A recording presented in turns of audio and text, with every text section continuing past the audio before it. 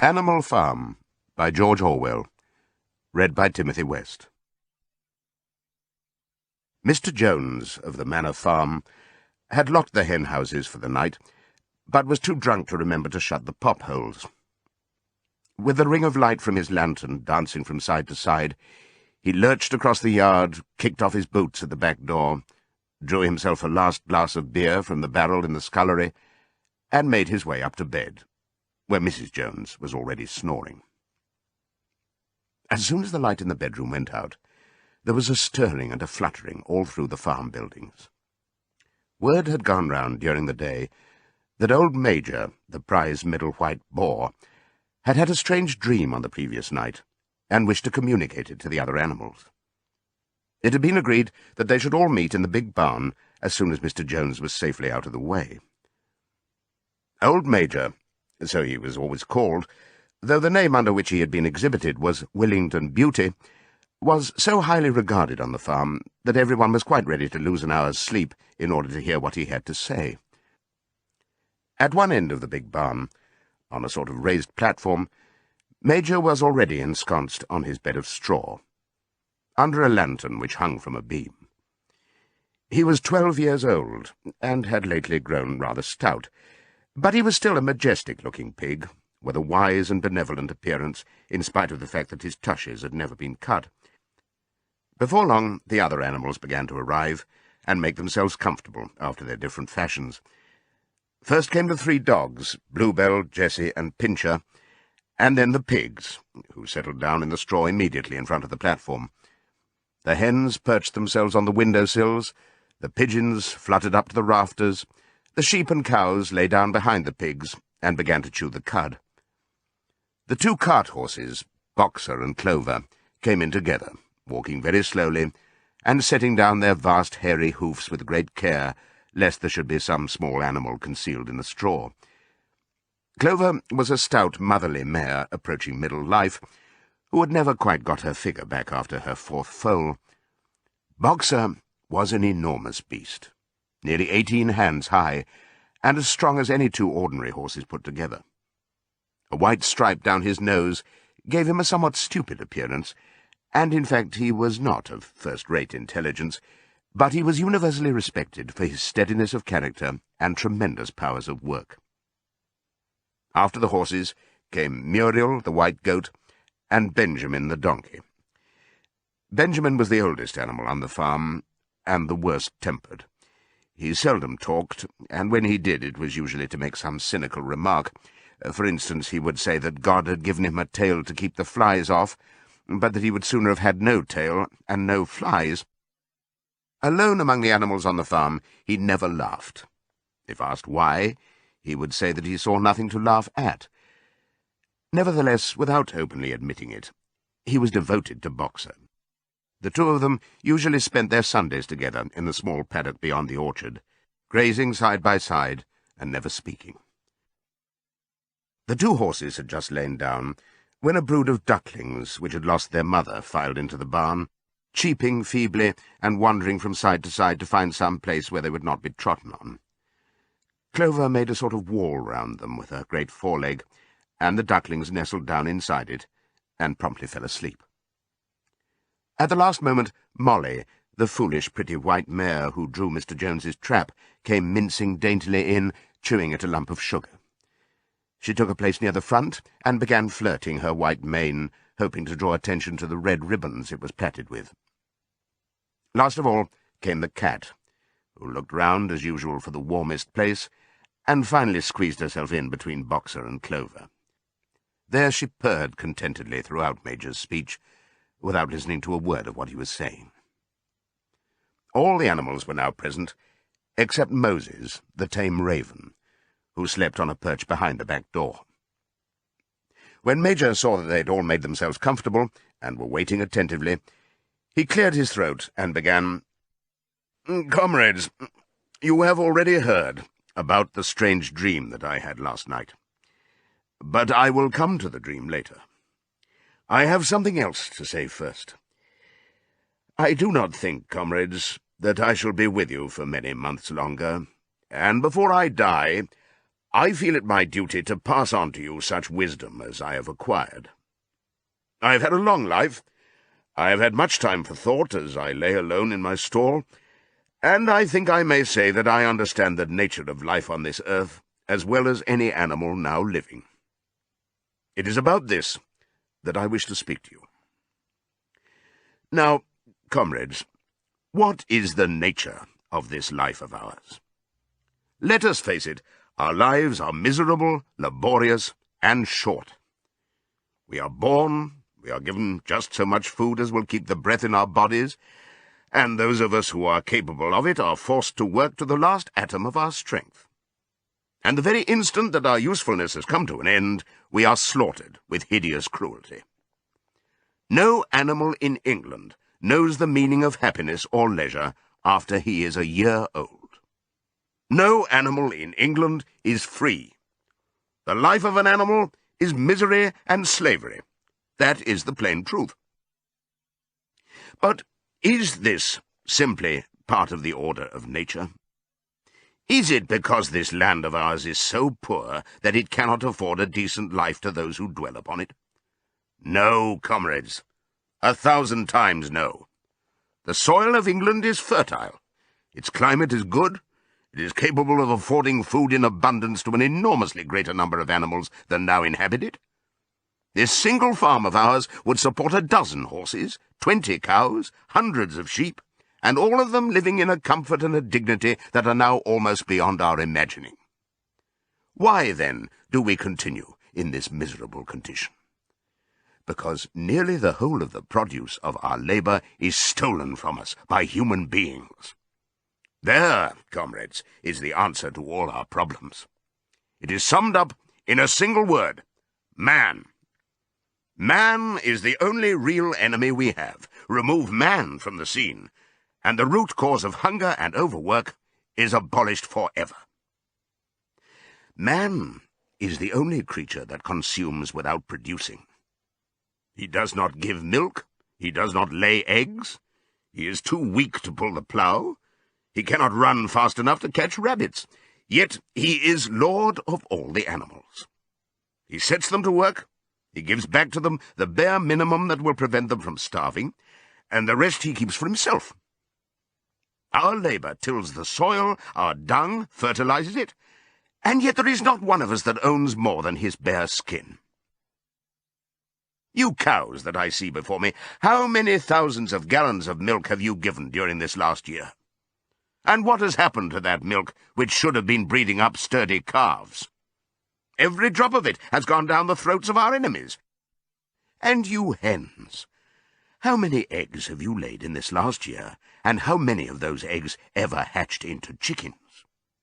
The rest have all gone to market to bring in money for Jones and his men. And you, Clover, where are those 4 foals you bore, who should have been the support and pleasure of your old age? Each was sold at a year old. You will never see one of them again. In return for your 4 confinements and all your labour in the fields, what have you ever had except your bare rations and a stall? And even the miserable lives we lead are not allowed to reach their natural span. For myself, I do not grumble, for I am one of the lucky ones. I am 12 years old, and have had over 400 children. Such is the natural life of a pig. But no animal escapes the cruel knife in the end. You young porkers who are sitting in front of me, every one of you will scream your lives out at the block within a year. To that horror we all must come. Cows, pigs, hens, sheep, everyone. Even the horses and the dogs have no better fate. You, Boxer, the very day that those great muscles of yours lose their power, Jones will sell you to the knacker, who will cut your throat and boil you down for the foxhounds. As for the dogs, when they grow old and toothless, Jones ties a brick round their necks and drowns them in the nearest pond. Is it not crystal clear, then, comrades, that all the evils of this life of ours spring from the tyranny of human beings? Only get rid of man, and the produce of our labour would be our own. Almost overnight we could become rich and free. What, then, must we do? Why, work night and day, body and soul, for the overthrow of the human race. That is my message to you, comrades. Rebellion. I do not know when that rebellion will come. It might be in a week, or in 100 years. But I know, as surely as I see this straw beneath my feet, that sooner or later justice will be done. Fix your eyes on that, comrades, throughout the short remainder of your lives. And above all, pass on this message of mine to those who come after you, so that future generations shall carry on the struggle until it is victorious. And remember, comrades, your resolution must never falter. No argument must lead you astray. Never listen when they tell you that man and the animals have a common interest, that the prosperity of the one is the prosperity of the others. It is all lies. Man serves the interests of no creature except himself. And among us animals, let there be perfect unity, perfect comradeship in the struggle. All men are enemies. All animals are comrades. At this moment there was a tremendous uproar. While Major was speaking, 4 large rats had crept out of their holes and were sitting on their hind quarters, listening to him. The dogs had suddenly caught sight of them, and it was only by a swift dash for their holes that the rats saved their lives. Major raised his trotter for silence. "Comrades," he said, "here is a point that must be settled. The wild creatures, such as rats and rabbits, are they our friends or our enemies? Let us put it to the vote. I propose this question to the meeting. Are rats comrades?" The vote was taken at once, and it was agreed by an overwhelming majority that rats were comrades. There were only 4 dissentients, the 3 dogs and the cat, who was afterwards discovered to have voted on both sides. Major continued, "I have little more to say. I merely repeat, remember always your duty of enmity towards man and all his ways. Whatever goes upon 2 legs is an enemy. Whatever goes upon 4 legs, or has wings, is a friend. And remember also that in fighting against man, we must not come to resemble him. Even when you have conquered him, do not adopt his vices. No animal must ever live in a house, or sleep in a bed, or wear clothes, or drink alcohol, or smoke tobacco, or touch money, or engage in trade. All the habits of man are evil. And above all, no animal must ever tyrannize over his own kind. Weak or strong, clever or simple, we are all brothers. No animal must ever kill any other animal.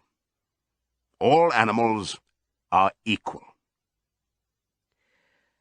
And now, comrades, I will tell you about my dream of last night. I cannot describe that dream to you. It was a dream of the earth as it will be when man has vanished. But it reminded me of something that I had long forgotten. Many years ago, when I was a little pig, my mother and the other sows used to sing an old song of which they knew only the tune and the first 3 words.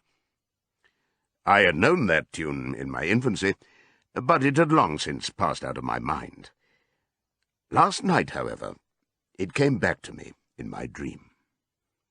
And what is more, the words of the song also came back.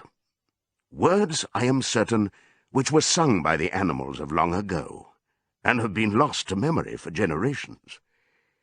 I will sing you that song now, comrades. I am old, and my voice is hoarse, but when I have taught you the tune, you can sing it better for yourselves. It is called Beasts of England." Old Major cleared his throat and began to sing. As he had said, his voice was hoarse, but he sang well enough, and it was a stirring tune, something between Clementine and La Cucaracha. The words ran, "Beasts of England, beasts of Ireland, beasts of every land and clime, hearken to my joyful tidings of the golden future time. Soon or late the day is coming, tyrant man shall be o'erthrown, and the fruitful fields of England shall be trod by beasts alone. Rings shall vanish from our noses, and the harness from our back. Bit and spur shall rust forever, cruel whips no more shall crack. Riches more than mind can picture, wheat and barley, oats and hay, clover, beans, and mangel wurzels shall be ours upon that day. Bright will shine the fields of England, purer shall its waters be, sweeter yet shall blow its breezes on the day that sets us free. For that day we all must labour, though we die before it break. Cows and horses, geese and turkeys, all must toil for freedom's sake. Beasts of England, beasts of Ireland, beasts of every land and clime, hearken well and spread my tidings of the golden future time." The singing of this song threw the animals into the wildest excitement. Almost before Major had reached the end, they had begun singing it for themselves. Even the stupidest of them had already picked up the tune and a few of the words, and as for the clever ones, such as the pigs and dogs, they had the entire song by heart within a few minutes. And then, after a few preliminary tries, the whole farm burst out into Beasts of England in tremendous unison. The cows lowed it, the dogs whined it, the sheep bleated it, the horses whinnied it, the ducks quacked it. They were so delighted with the song that they sang it right through 5 times in succession, and might have continued singing it all night, if they had not been interrupted. Unfortunately, the uproar awoke Mr. Jones, who sprang out of bed, making sure that there was a fox in the yard.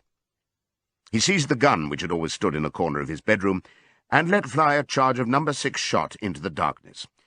The pellets buried themselves in the wall of the barn, and the meeting broke up hurriedly. Everyone fled to his own sleeping place. The birds jumped onto their perches, the animals settled down in the straw, and the whole farm was asleep in a moment. 3 nights later, old Major died peacefully in his sleep. His body was buried at the foot of the orchard.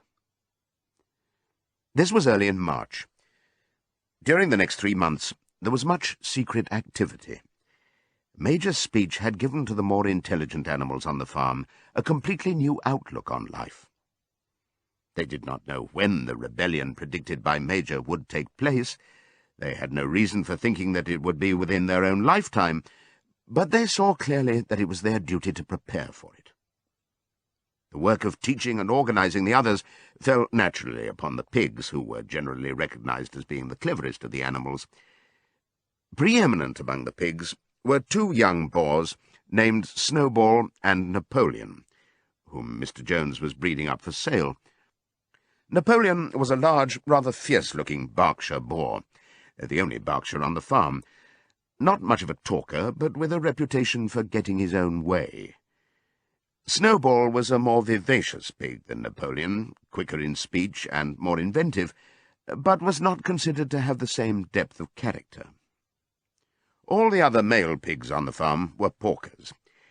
The best known among them was a small fat pig named Squealer, with very round cheeks, twinkling eyes, nimble movements, and a shrill voice. He was a brilliant talker, and when he was arguing some difficult point, he had a way of skipping from side to side and whisking his tail, which was somehow very persuasive. The others said of Squealer that he could turn black into white. These 3 had elaborated old Major's teachings into a complete system of thought, to which they gave the name of animalism. Several nights a week, after Mr. Jones was asleep, they held secret meetings in the barn and expounded the principles of animalism to the others. At the beginning, they met with much stupidity and apathy. Some of the animals talked of the duty of loyalty to Mr. Jones, whom they referred to as Master, or made elementary remarks such as, "Mr. Jones feeds us. If he were gone, we should starve to death." Others asked such questions as, "Why should we care what happens after we are dead?" Or, "If this rebellion is to happen anyway, what difference does it make whether we work for it or not?" And the pigs had great difficulty in making them see that this was contrary to the spirit of animalism. The stupidest questions of all were asked by Molly, the white mare. The very first question she asked Snowball was, "Will there still be sugar after the rebellion?" "No," said Snowball firmly. "We have no means of making sugar on this farm. Besides, you do not need sugar. You will have all the oats and hay you want." "And shall I still be allowed to wear ribbons in my mane?" asked Molly. "Comrade," said Snowball, "those ribbons that you are so devoted to are the badge of slavery. Can you not understand that liberty is worth more than ribbons?" Molly agreed, but she did not sound very convinced. The pigs had an even harder struggle to counteract the lies put about by Moses, the tame raven. Moses, who was Mr. Jones's especial pet, was a spy and a tale-bearer, but he was also a clever talker. He claimed to know of the existence of a mysterious country called Sugar Candy Mountain, to which all animals went when they died. It was situated somewhere up in the sky, a little distance beyond the clouds, Moses said. In Sugar Candy Mountain it was Sunday 7 days a week. Clover was in season all the year round, and lump sugar and linseed cake grew on the hedges. The animals hated Moses because he told tales and did no work, but some of them believed in Sugar Candy Mountain, and the pigs had to argue very hard to persuade them that there was no such place. Their most faithful disciples were the 2 cart horses, Boxer and Clover. These 2 had great difficulty in thinking anything out for themselves, but having once accepted the pigs as their teachers, they absorbed everything that they were told and passed it on to the other animals by simple arguments. They were unfailing in their attendance at the secret meetings in the barn, and led the singing of Beasts of England, with which the meetings always ended.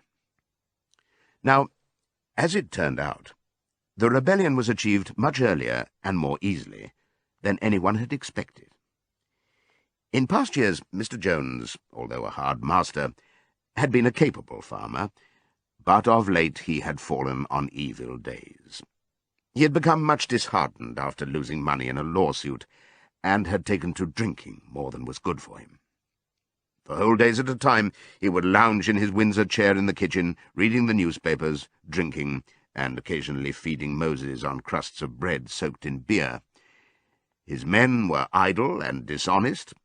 The fields were full of weeds, the buildings wanted roofing, the hedges were neglected, and the animals were underfed. June came, and the hay was almost ready for cutting. On Midsummer's Eve, which was a Saturday, Mr. Jones went into Willingdon and got so drunk at the Red Lion that he did not come back till midday on Sunday. The men had milked the cows in the early morning, and then had gone out rabbiting, without bothering to feed the animals. When Mr. Jones got back, he immediately went to sleep on the drawing-room sofa with the news of the world over his face, so that when evening came, the animals were still unfed. At last they could stand it no longer. One of the cows broke in the door of the store-shed with her horn, and all the animals began to help themselves from the bins. It was just then that Mr. Jones woke up. The next moment, he and his 4 men were in the store-shed with whips in their hands, lashing out in all directions. This was more than the hungry animals could bear. With one accord, though nothing of the kind had been planned beforehand, they flung themselves upon their tormentors. Jones and his men suddenly found themselves being butted and kicked from all sides. The situation was quite out of their control. They had never seen animals behave like this before, and this sudden uprising of creatures whom they were used to thrashing and maltreating just as they chose frightened them almost out of their wits. After only a moment or two, they gave up trying to defend themselves and took to their heels. A minute later, All 5 of them were in full flight down the cart track that led to the main road, with the animals pursuing them in triumph. Mrs. Jones looked out of the bedroom window, saw what was happening, hurriedly flung a few possessions into a carpet bag, and slipped out of the farm by another way. Moses sprang off his perch and flapped after her, croaking loudly. Meanwhile, the animals had chased Jones and his men out onto the road and slammed the 5-barred gate behind them. And so, almost before they knew what was happening, the rebellion had been successfully carried through. Jones was expelled, and the Manor Farm was theirs. For the first few minutes, the animals could hardly believe in their good fortune. Their first act was to gallop in a body right round the boundaries of the farm, as though to make quite sure that no human being was hiding anywhere upon it.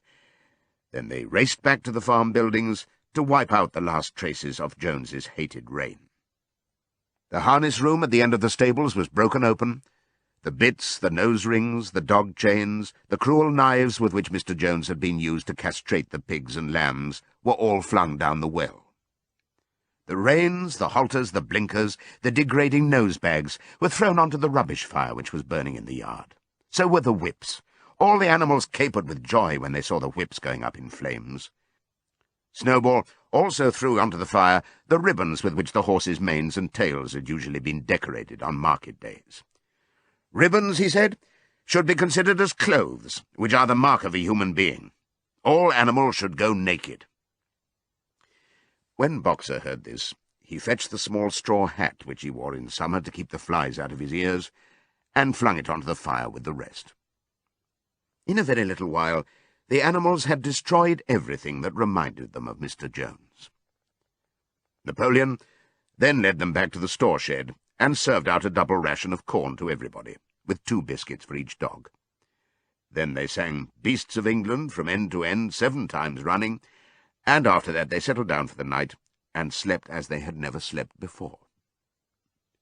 But they woke at dawn as usual, and suddenly remembering the glorious thing that had happened, they all raced out into the pasture together. A little way down the pasture there was a knoll that commanded a view of most of the farm. The animals rushed to the top of it and gazed round them in the clear morning light. Yes, it was theirs.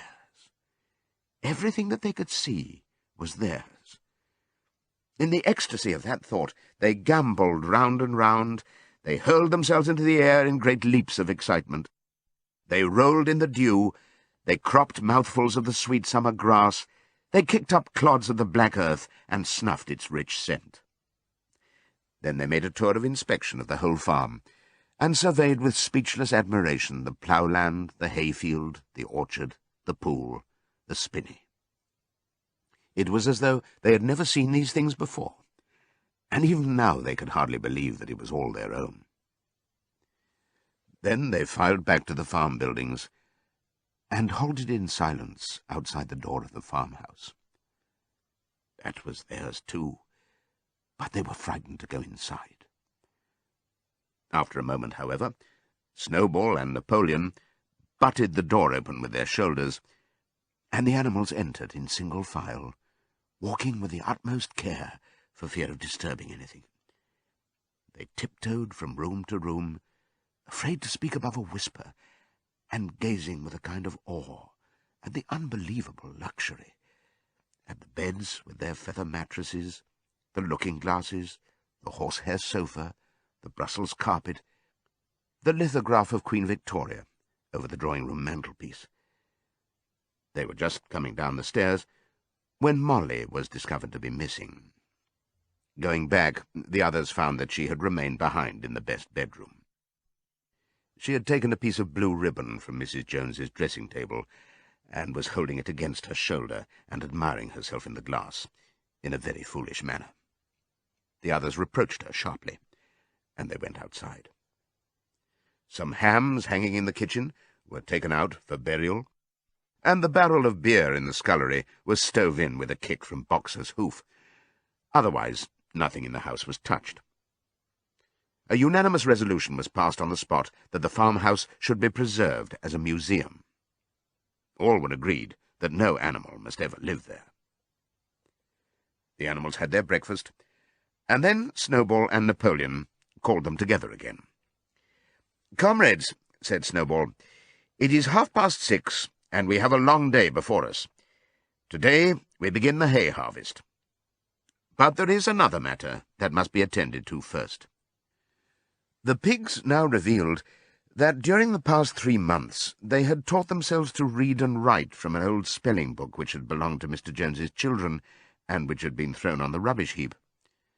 Napoleon sent for pots of black and white paint, and led the way down to the 5-barred gate that gave onto the main road. Then Snowball, for it was Snowball who was best at writing, took a brush between the 2 knuckles of his trotter, painted out Manor Farm from the top bar of the gate, and in its place painted Animal Farm. This was to be the name of the farm from now onwards. After this they went back to the farm buildings, where Snowball and Napoleon sent for a ladder which they caused to be set against the end wall of the big barn. They explained that, by their studies of the past 3 months, the pigs had succeeded in reducing the principles of animalism to 7 commandments. These 7 commandments would now be inscribed on the wall. They would form an unalterable law by which all the animals on Animal Farm must live for ever after. With some difficulty, for it is not easy for a pig to balance himself on a ladder, Snowball climbed up and set to work, with Squealer a few rungs below him, holding the paint-pot. The commandments were written on the tarred wall in great white letters that could be read 30 yards away. They ran thus: The 7 Commandments. 1. Whatever goes upon 2 legs is an enemy. 2. Whatever goes upon 4 legs, or has wings, is a friend. 3. No animal shall wear clothes. 4. No animal shall sleep in a bed. 5. No animal shall drink alcohol. 6. No animal shall kill any other animal. 7. All animals are equal. It was very neatly written, and except that friend was written F-R-E-I-N-D, and one of the S's was the wrong way round, the spelling was correct all the way through. Snowball read it aloud for the benefit of the others. All the animals nodded in complete agreement, and the cleverer ones at once began to learn the commandments by heart. "Now, comrades," cried Snowball, throwing down the paintbrush, "to the hayfield. Let us make it a point of honour to get in the harvest more quickly than Jones and his men could do." But at this moment the 3 cows, who had seemed uneasy for some time past, set up a loud lowing. They had not been milked for 24 hours, and their udders were almost bursting. After a little thought, the pigs sent for buckets, and milked the cows fairly successfully, their trotters being well adapted to this task. Soon there were 5 buckets of frothy, creamy milk, at which many of the animals looked with considerable interest. "What is going to happen to all that milk?" said someone. "Jones used sometimes to mix some of it in our mash," said one of the hens. "Never mind the milk, comrades," cried Napoleon, placing himself in front of the buckets. "That will be attended to. The harvest is more important. Comrade Snowball will lead the way. I shall follow in a few minutes. Forward, comrades!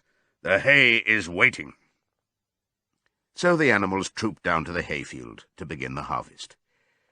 And when they came back in the evening, it was noticed that the milk had disappeared. How they toiled and sweated to get their hay in! But their efforts were rewarded, for the harvest was an even bigger success than they had hoped. Sometimes the work was hard. The implements had been designed for human beings and not for animals, and it was a great drawback that no animal was able to use any tool that involved standing on his hind legs. But the pigs were so clever that they could think of a way round every difficulty. As for the horses, they knew every inch of the field, and in fact understood the business of mowing and raking far better than Jones and his men had ever done. The pigs did not actually work, but directed and supervised the others. With their superior knowledge, it was natural that they should assume the leadership. Boxer and Clover would harness themselves to the cutter or the horse-rake. No bits or reins were needed in these days, of course, and tramped steadily round and round the field, with a pig walking behind and calling out, "Gee up, comrade," or "Woe back, comrade," as the case might be. And every animal, down to the humblest, worked at turning the hay and gathering it. Even the ducks and hens toiled to and fro all day in the sun, carrying tiny wisps of hay in their beaks. In the end, they finished the harvest in 2 days less time than it had usually taken Jones and his men. Moreover, it was the biggest harvest that the farm had ever seen. There was no wastage whatever. The hens and ducks, with their sharp eyes, had gathered up the very last stalk, and not an animal on the farm had stolen so much as a mouthful. All through that summer, the work of the farm went like clockwork. The animals were happy as they had never conceived it possible to be. Every mouthful of food was an acute positive pleasure, now that it was truly their own food, produced by themselves and for themselves, not doled out to them by a grudging master. With the worthless parasitical human beings gone, there was more for everyone to eat. There was more leisure, too, inexperienced though the animals were. They met with many difficulties.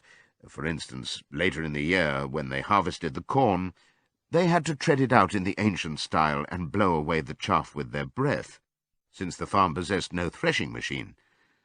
But the pigs, with their cleverness, and Boxer, with his tremendous muscles, always pulled them through. Boxer was the admiration of everybody.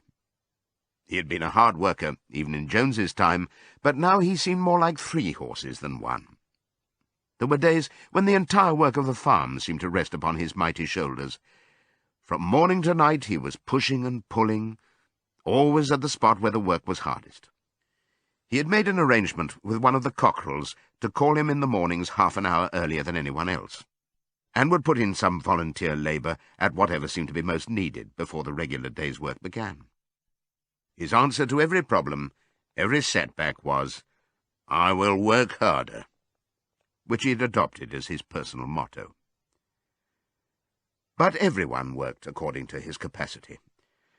The hens and ducks, for instance, saved 5 bushels of corn at the harvest by gathering up the stray grains. Nobody stole, nobody grumbled over his rations. The quarrelling and biting and jealousy, which had been normal features of life in the old days, had almost disappeared. Nobody shirked, or almost nobody. Molly, it was true, was not good at getting up in the mornings, and had a way of leaving work early on the ground that there was a stone in her hoof. And the behaviour of the cat was somewhat peculiar. It was soon noticed that when there was work to be done, the cat could never be found. She would vanish for hours on end, and then reappear at meal times, or in the evening after work was over, as though nothing had happened. But she always made such excellent excuses and purred so affectionately that it was impossible not to believe in her good intentions. Old Benjamin the donkey seemed quite unchanged since the rebellion. He did his work in the same slow, obstinate way as he had done it in Jones's time, never shirking, and never volunteering for extra work either. About the rebellion and its results, he would express no opinion. When asked whether he was not happier now that Jones was gone, he would say only, "Donkeys live a long time. None of you has ever seen a dead donkey." And the others had to be content with this cryptic answer. On Sundays there was no work. Breakfast was an hour later than usual, and after breakfast there was a ceremony which was observed every week without fail. First came the hoisting of the flag. Snowball had found in the harness room an old green tablecloth of Mrs. Jones's, and had painted on it a hoof and a horn in white. This was run up the flagstaff in the farmhouse garden every Sunday morning. The flag was green, Snowball explained, to represent the green fields of England, while the hoof and horn signified the future republic of the animals which would arise when the human race had been finally overthrown. After the hoisting of the flag, all the animals trooped into the big barn for a general assembly, which was known as the meeting. Here the work of the coming week was planned out, and resolutions were put forward and debated. It was always the pigs who put forward the resolutions. The other animals understood how to vote, but could never think of any resolutions of their own.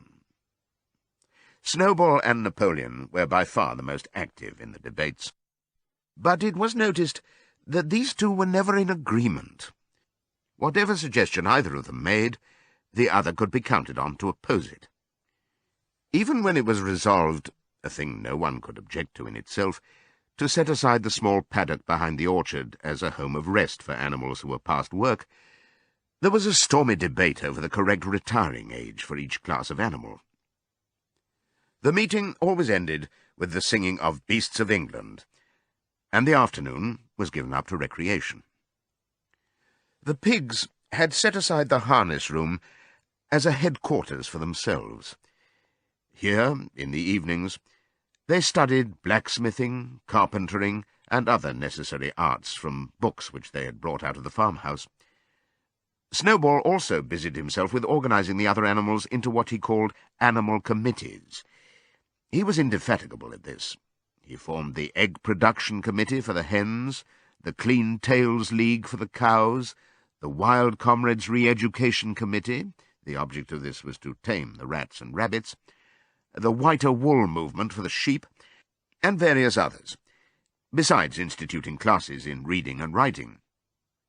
On the whole, these projects were a failure. The attempt to tame the wild creatures, for instance, broke down almost immediately. They continued to behave very much as before, and when treated with generosity, simply took advantage of it. The cat joined the Re-Education Committee and was very active in it for some days. She was seen one day sitting on a roof and talking to some sparrows who were just out of her reach. She was telling them that all animals were now comrades, and that any sparrow who chose could come and perch on her paw. But the sparrows kept their distance. The reading and writing classes, however, were a great success. By the autumn, almost every animal on the farm was literate in some degree. As for the pigs, they could already read and write perfectly. The dogs learned to read fairly well, but were not interested in reading anything except the 7 Commandments. Muriel, the goat, could read somewhat better than the dogs, and sometimes used to read to the others in the evenings from scraps of newspaper which she found on the rubbish heap. Benjamin could read as well as any pig, but never exercised his faculty. So far as he knew, he said, there was nothing worth reading. Clover learned the whole alphabet, but could not put words together. Boxer could not get beyond the letter D. He would trace out A, B, C, D in the dust with his great hoof, and then would stand staring at the letters with his ears back, sometimes shaking his forelock, trying with all his might to remember what came next, and never succeeding. On several occasions, indeed, he did learn E, F, G, H, but by the time he knew them, it was always discovered that he had forgotten A, B, C, and D. Finally, he decided to be content with the first 4 letters, and used to write them out once or twice every day to refresh his memory. Molly refused to learn any but the 5 letters which spelt her own name. She would form these very neatly out of pieces of twig, and would then decorate them with a flower or two, and walk round them, admiring them. None of the other animals on the farm could get further than the letter A. It was also found that the stupider animals, such as the sheep, hens, and ducks, were unable to learn the 7 Commandments by heart. After much thought, Snowball declared that the 7 Commandments could in effect be reduced to a single maxim, namely, 4 legs good, 2 legs bad. This, he said, contained the essential principle of animalism. Whoever had thoroughly grasped it would be safe from human influences. The birds at first objected, since it seemed to them that they also had 2 legs, but Snowball proved to them that this was not so. A bird's wing, comrades, he said, is an organ of propulsion and not of manipulation. It should therefore be regarded as a leg. The distinguishing mark of man is the hand, the instrument with which he does all his mischief. The birds did not understand Snowball's long words, but they accepted his explanation, and all the humbler animals set to work to learn the new maxim by heart. 4 legs good, 2 legs bad was inscribed on the end wall of the barn, above the 7 Commandments, and in bigger letters. When they had once got it by heart, the sheep developed a great liking for this maxim, and often as they lay in the field, they would all start bleating, 4 legs good, 2 legs bad, 4 legs good, 2 legs bad, and keep it up for hours on end, never growing tired of it. Napoleon took no interest in Snowball's committees. He said that the education of the young was more important than anything that could be done for those who were already grown up. It happened that Jessie and Bluebell had both whelped soon after the hay harvest, giving birth between them to 9 sturdy puppies. As soon as they were weaned, Napoleon took them away from their mothers, saying that he would make himself responsible for their education. He took them up into a loft, which could only be reached by a ladder from the harness room, and there kept them in such seclusion that the rest of the farm soon forgot their existence. The mystery of where the milk went to was soon cleared up. It was mixed every day into the pig's mash. The early apples were now ripening, and the grass of the orchard was littered with windfalls. The animals had assumed, as a matter of course, that these would be shared out equally. One day, however, the order went forth that all the windfalls were to be collected and brought to the harness room for the use of the pigs. At this, some of the other animals murmured, but it was no use. All the pigs were in full agreement on this point, even Snowball and Napoleon. Squealer was sent to make the necessary explanations to the others. "Comrades," he cried, "you do not imagine, I hope, that we pigs are doing this in a spirit of selfishness and privilege. Many of us actually dislike milk and apples. I dislike them myself. Our sole object in taking these things is to preserve our health. Milk and apples, this has been proved by science, comrades, contain substances absolutely necessary to the well-being of a pig. We pigs are brain workers. The whole management and organization of this farm depend on us. Day and night we are watching over your welfare. It is for your sake that we drink that milk and eat those apples. Do you know what would happen if we pigs failed in our duty? Jones would come back. Yes, Jones would come back. Surely, comrades, cried Squealer, almost pleadingly, skipping from side to side and whisking his tail, surely there is no one among you who wants to see Jones come back. Now, if there was one thing that the animals were completely certain of, it was that they did not want Jones back. When it was put to them in this light, they had no more to say. The importance of keeping the pigs in good health was all too obvious, so it was agreed without further argument that the milk and the windfall apples, and also the main crop of apples when they ripened, should be reserved for the pigs alone. By the late summer, the news of what had happened on Animal Farm had spread across half the county. Every day Snowball and Napoleon sent out flights of pigeons, whose instructions were to mingle with the animals on neighbouring farms, tell them the story of the rebellion, and teach them the tune of Beasts of England. Most of this time, Mr. Jones had spent sitting in the tap-room of the Red Lion at Willington, complaining to anyone who would listen of the monstrous injustice he had suffered in being turned out of his property by a pack of good-for-nothing animals. The other farmers sympathized in principle, but they did not at first give him much help. At heart, each of them was secretly wondering whether he could not somehow turn Jones's misfortune to his own advantage. It was lucky that the owners of the 2 farms which adjoined Animal Farm were on permanently bad terms. One of them, which was named Foxwood, was a large, neglected, old-fashioned farm, much overgrown by woodland, with all its pastures worn out and its hedges in a disgraceful condition.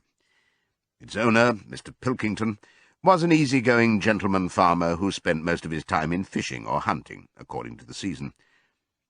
The other farm, which was called Pinchfield, was smaller and better kept. Its owner was a Mr. Frederick, a tough, shrewd man, perpetually involved in lawsuits, and with a name for driving hard bargains. These 2 disliked each other so much that it was difficult for them to come to any agreement, even in defence of their own interests. Nevertheless, they were both thoroughly frightened by the rebellion on Animal Farm, and very anxious to prevent their own animals from learning too much about it.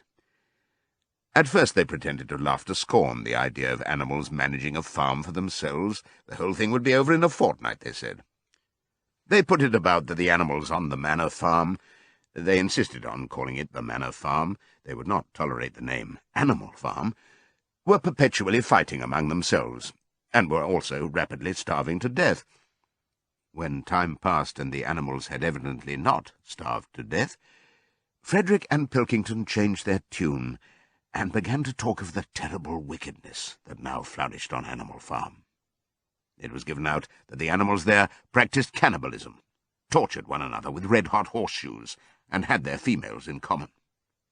This was what came of rebelling against the laws of nature, Frederick and Pilkington said. However, these stories were never fully believed. Rumours of a wonderful farm, where the human beings had been turned out and the animals managed their own affairs, continued to circulate in vague and distorted forms, and throughout that year a wave of rebelliousness ran through the countryside. Bulls, which had always been tractable, suddenly turned savage. Sheep broke down hedges and devoured the clover. Cows kicked the pail over. Hunters refused their fences and shot their riders onto the other side. Above all, the tune and even the words of Beasts of England were known everywhere. It had spread with astonishing speed. The human beings could not contain their rage when they heard this song, though they pretended to think it merely ridiculous. They could not understand, they said, how even animals could bring themselves to sing such contemptible rubbish. Any animal caught singing it was given a flogging on the spot.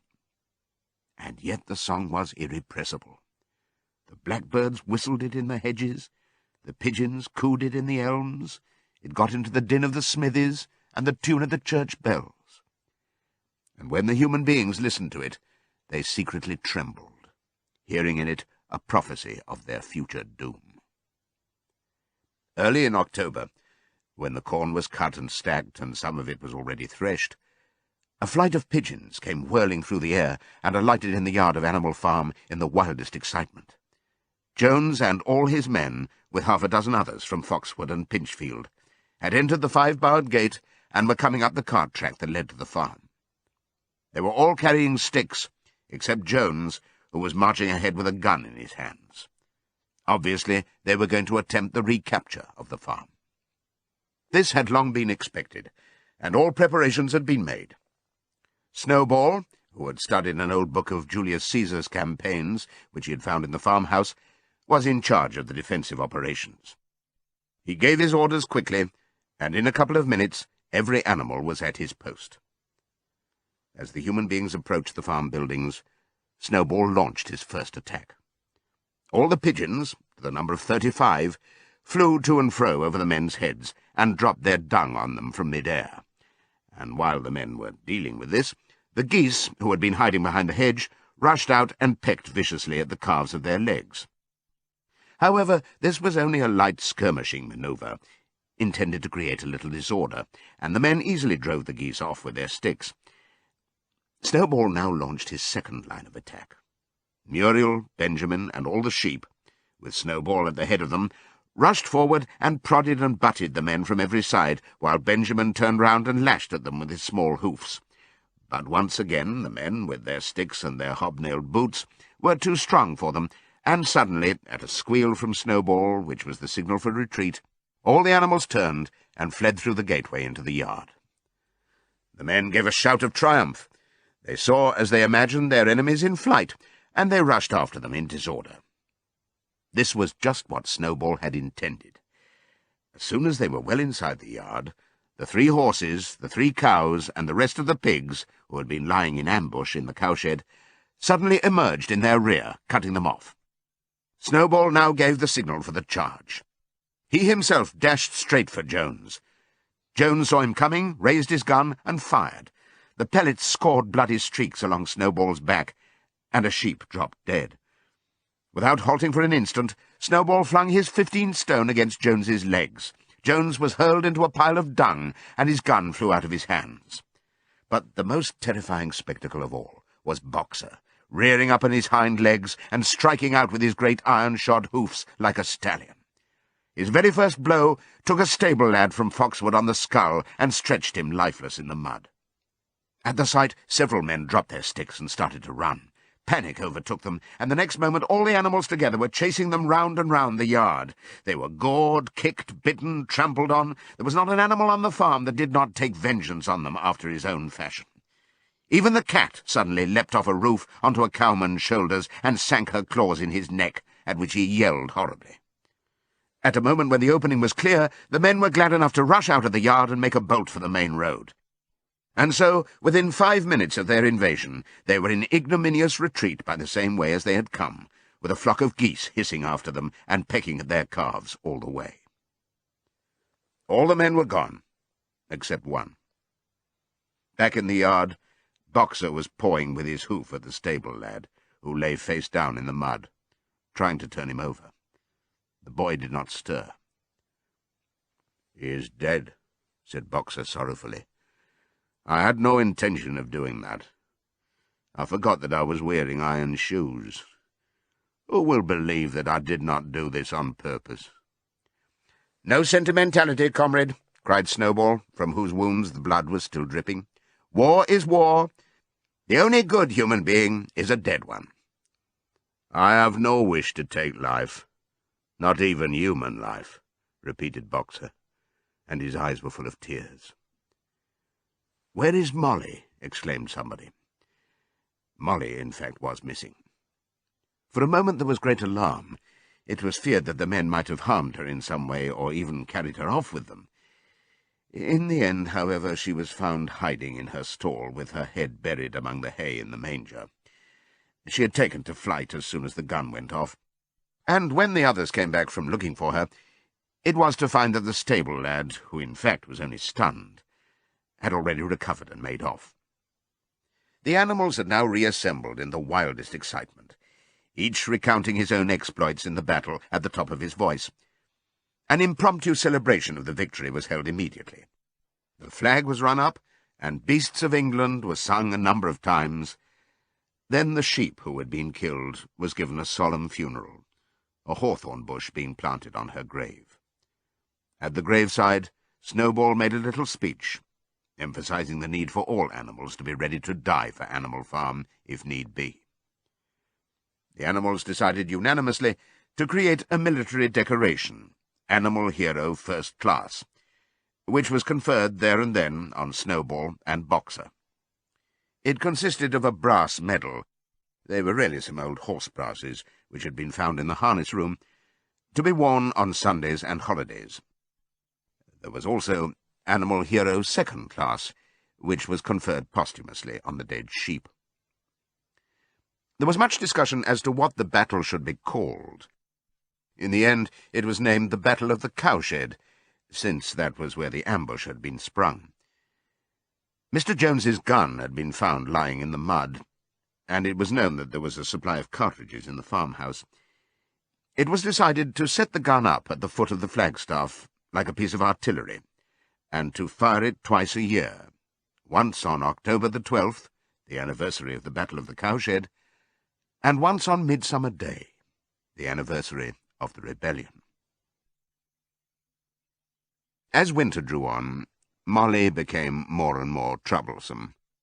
She was late for work every morning, and excused herself by saying that she had overslept, and she complained of mysterious pains, although her appetite was excellent. On every kind of pretext she would run away from work and go to the drinking pool, where she would stand foolishly gazing at her own reflection in the water. But there were also rumours of something more serious. One day, as Molly strolled blithely into the yard, flirting her long tail and chewing at a stalk of hay, Clover took her aside. "Molly," she said, "I have something very serious to say to you. This morning I saw you looking over the hedge that divides Animal Farm from Foxwood. One of Mr. Pilkington's men was standing on the other side of the hedge, and I was a long way away, but I'm almost certain I saw this. He was talking to you, and you were allowing him to stroke your nose. What does that mean, Molly?" "It didn't. I wasn't. It isn't true," cried Molly, beginning to prance about and paw the ground. "Molly, look me in the face. Do you give me your word of honour that that man was not stroking your nose?" "It isn't true," repeated Molly, but she could not look Clover in the face, and the next moment she took to her heels and galloped away into the field. A thought struck Clover. Without saying anything to the others, she went to Molly's stall and turned over the straw with her hoof. Hidden under the straw was a little pile of lump sugar and several bunches of ribbon of different colours. 3 days later, Molly disappeared. For some weeks, nothing was known of her whereabouts. Then the pigeons reported that they had seen her on the other side of Willingdon. She was between the shafts of a smart dog-cart, painted red and black, which was standing outside a public house. A fat, red-faced man in check breeches and gaiters, who looked like a publican, was stroking her nose and feeding her with sugar. Her coat was newly clipped, and she wore a scarlet ribbon round her forelock. She appeared to be enjoying herself, so the pigeons said. None of the animals ever mentioned Molly again. In January, there came bitterly hard weather. The earth was like iron, and nothing could be done in the fields. Many meetings were held in the big barn, and the pigs occupied themselves with planning out the work of the coming season. It had come to be accepted that the pigs, who were manifestly cleverer than the other animals, should decide all questions of farm policy, though their decisions had to be ratified by a majority vote. This arrangement would have worked well enough if it had not been for the disputes between Snowball and Napoleon. These two disagreed at every point where disagreement was possible. If one of them suggested sowing a bigger acreage with barley, the other was certain to demand a bigger acreage of oats, and if one of them said that such and such a field was just right for cabbages, the other would declare that it was useless for anything except roots. Each had his own following, and there were some violent debates. At the meetings, Snowball often won over the majority by his brilliant speeches, but Napoleon was better at canvassing support for himself in between times. He was especially successful with the sheep. Of late the sheep had taken to bleating, "4 legs good, 2 legs bad," both in and out of season, and they often interrupted the meeting with this. It was noticed that they were especially liable to break into 4 legs good, 2 legs bad at crucial moments in Snowball's speeches. Snowball had made a close study of some back numbers of the Farmer and Stock Breeder which he had found in the farmhouse, and was full of plans for innovations and improvements. He talked learnedly about field drains, silage, and basic slag, and had worked out a complicated scheme for all the animals to drop their dung directly in the fields at a different spot every day, to save the labour of cartage. Napoleon produced no schemes of his own, but said quietly that Snowball's would come to nothing, and seemed to be biding his time. But of all their controversies, none was so bitter as the one that took place over the windmill.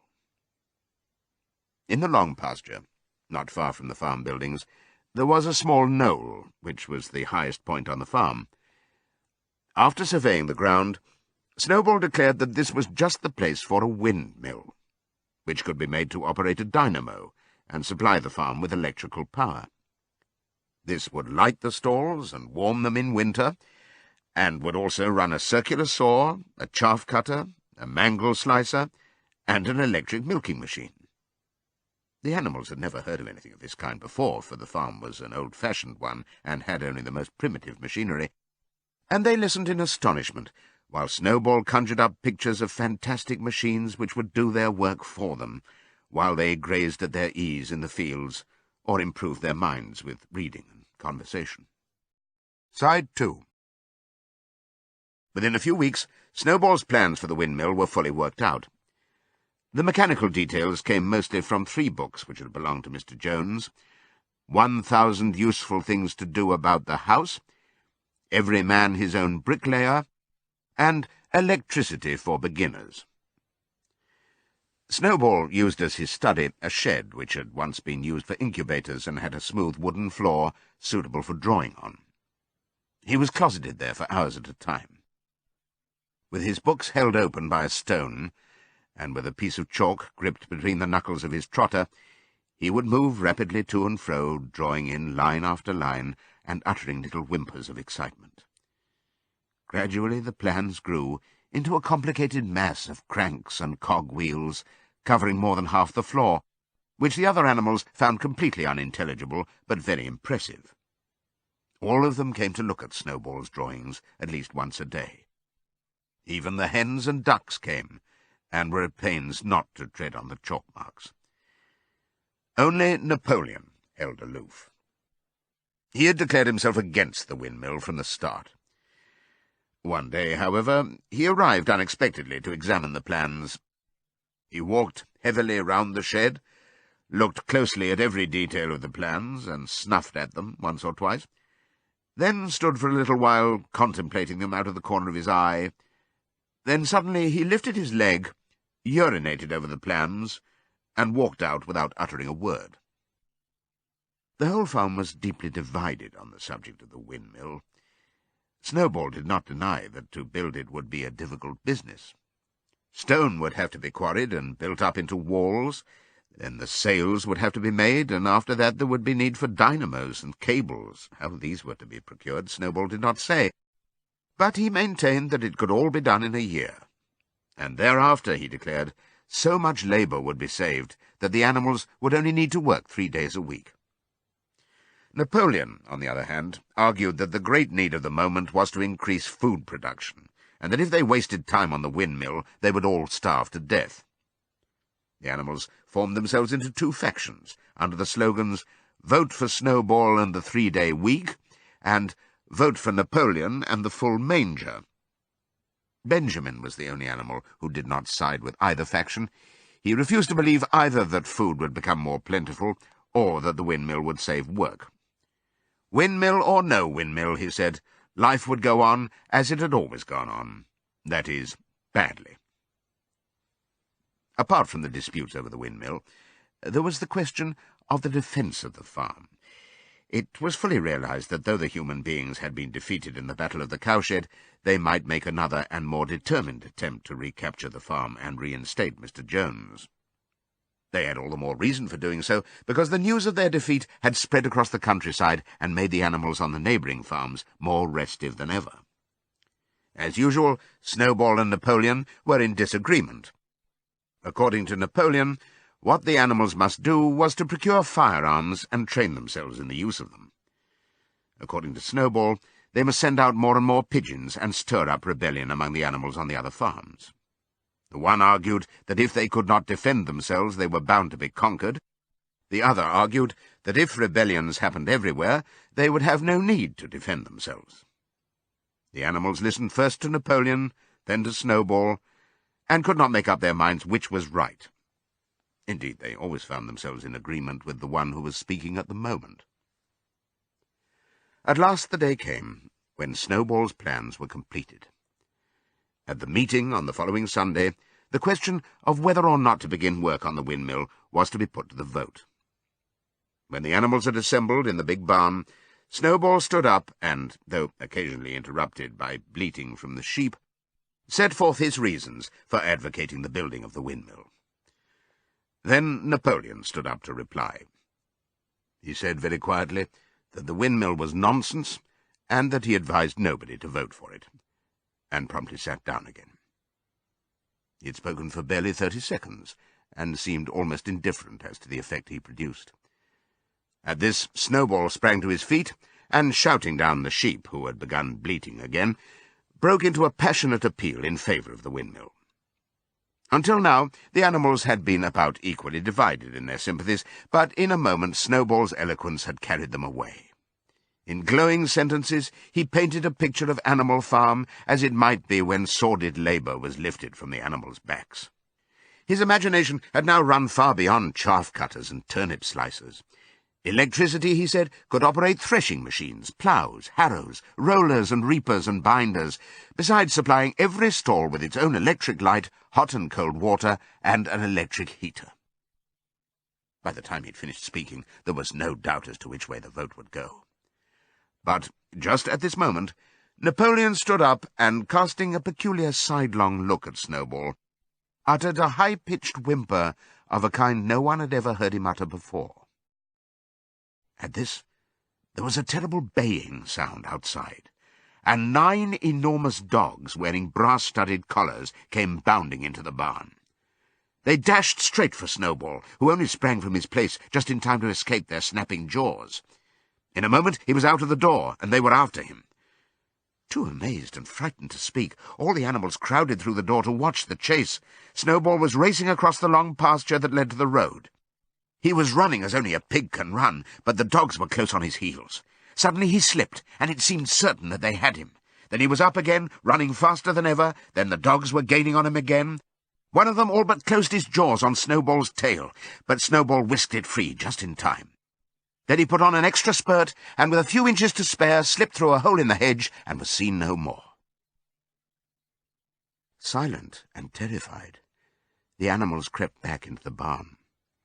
In a moment the dogs came bounding back.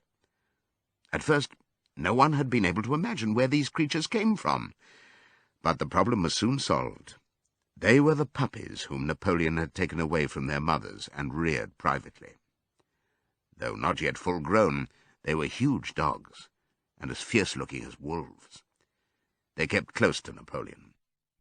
It was noticed that they wagged their tails to him in the same way as the other dogs had been used to do to Mr. Jones. Napoleon, with the dogs following him, now mounted onto the raised portion of the floor where Major had previously stood to deliver his speech. He announced that from now on the Sunday morning meetings would come to an end. They were unnecessary, he said, and wasted time. In future, all questions relating to the working of the farm would be settled by a special committee of pigs, presided over by himself. These would meet in private and afterwards communicate their decisions to the others. The animals would still assemble on Sunday mornings to salute the flag, sing Beasts of England, and receive their orders for the week, but there would be no more debates. In spite of the shock that Snowball's expulsion had given them, the animals were dismayed by this announcement. Several of them would have protested if they could have found the right arguments. Even Boxer was vaguely troubled. He set his ears back, shook his forelock several times, and tried hard to marshal his thoughts, but in the end he could not think of anything to say. Some of the pigs themselves, however, were more articulate.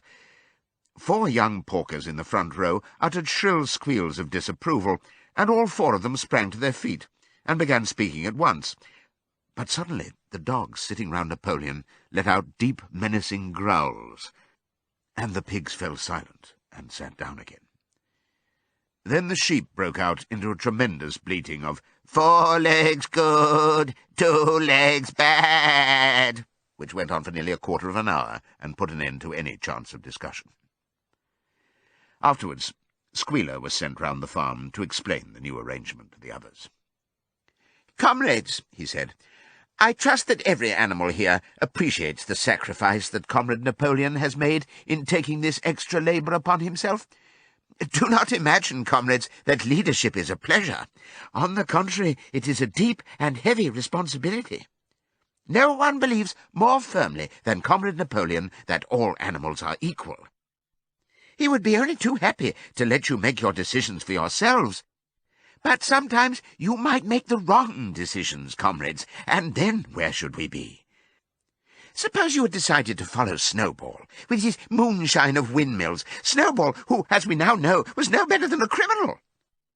"He fought bravely at the Battle of the Cowshed," said somebody. "Bravery is not enough," said Squealer. "Loyalty and obedience are more important.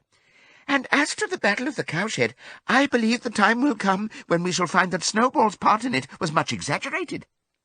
Discipline, comrades, iron discipline, that is the watchword for today." One false step, and our enemies would be upon us.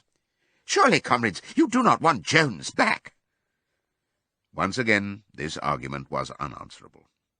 Certainly the animals did not want Jones back. If the holding of debates on Sunday mornings was liable to bring him back, then the debates must stop. Boxer, who had now had time to think things over, voiced the general feeling by saying, "If Comrade Napoleon says it, it must be right." And from then on he adopted the maxim, "Napoleon is always right," in addition to his private motto of, "I will work harder." By this time the weather had broken, and the spring ploughing had begun. The shed where Snowball had drawn his plans of the windmill had been shut up, and it was assumed that the plans had been rubbed off the floor. Every Sunday morning at 10 o'clock, the animals assembled in the big barn to receive their orders for the week. The skull of old Major, now clean of flesh, had been disinterred from the orchard and set up on a stump at the foot of the flagstaff beside the gun. After the hoisting of the flag, the animals were required to file past the skull in a reverent manner before entering the barn. Nowadays they did not sit all together, as they had done in the past. Napoleon, with Squealer and another pig named Minimus, who had a remarkable gift for composing songs and poems, sat on the front of the raised platform, with the 9 young dogs forming a semicircle round them, and the other pigs sitting behind. The rest of the animals sat facing them in the main body of the barn. Napoleon read out the orders for the week in a gruff, soldierly style, and after a single singing of Beasts of England, all the animals dispersed. On the 3rd Sunday after Snowball's expulsion, the animals were somewhat surprised to hear Napoleon announce that the windmill was to be built after all. He did not give any reason for having changed his mind, but merely warned the animals that this extra task would mean very hard work. It might even be necessary to reduce their rations. The plans, however, had all been prepared, down to the last detail. A special committee of pigs had been at work upon them for the past 3 weeks. The building of the windmill, with various other improvements, was expected to take 2 years.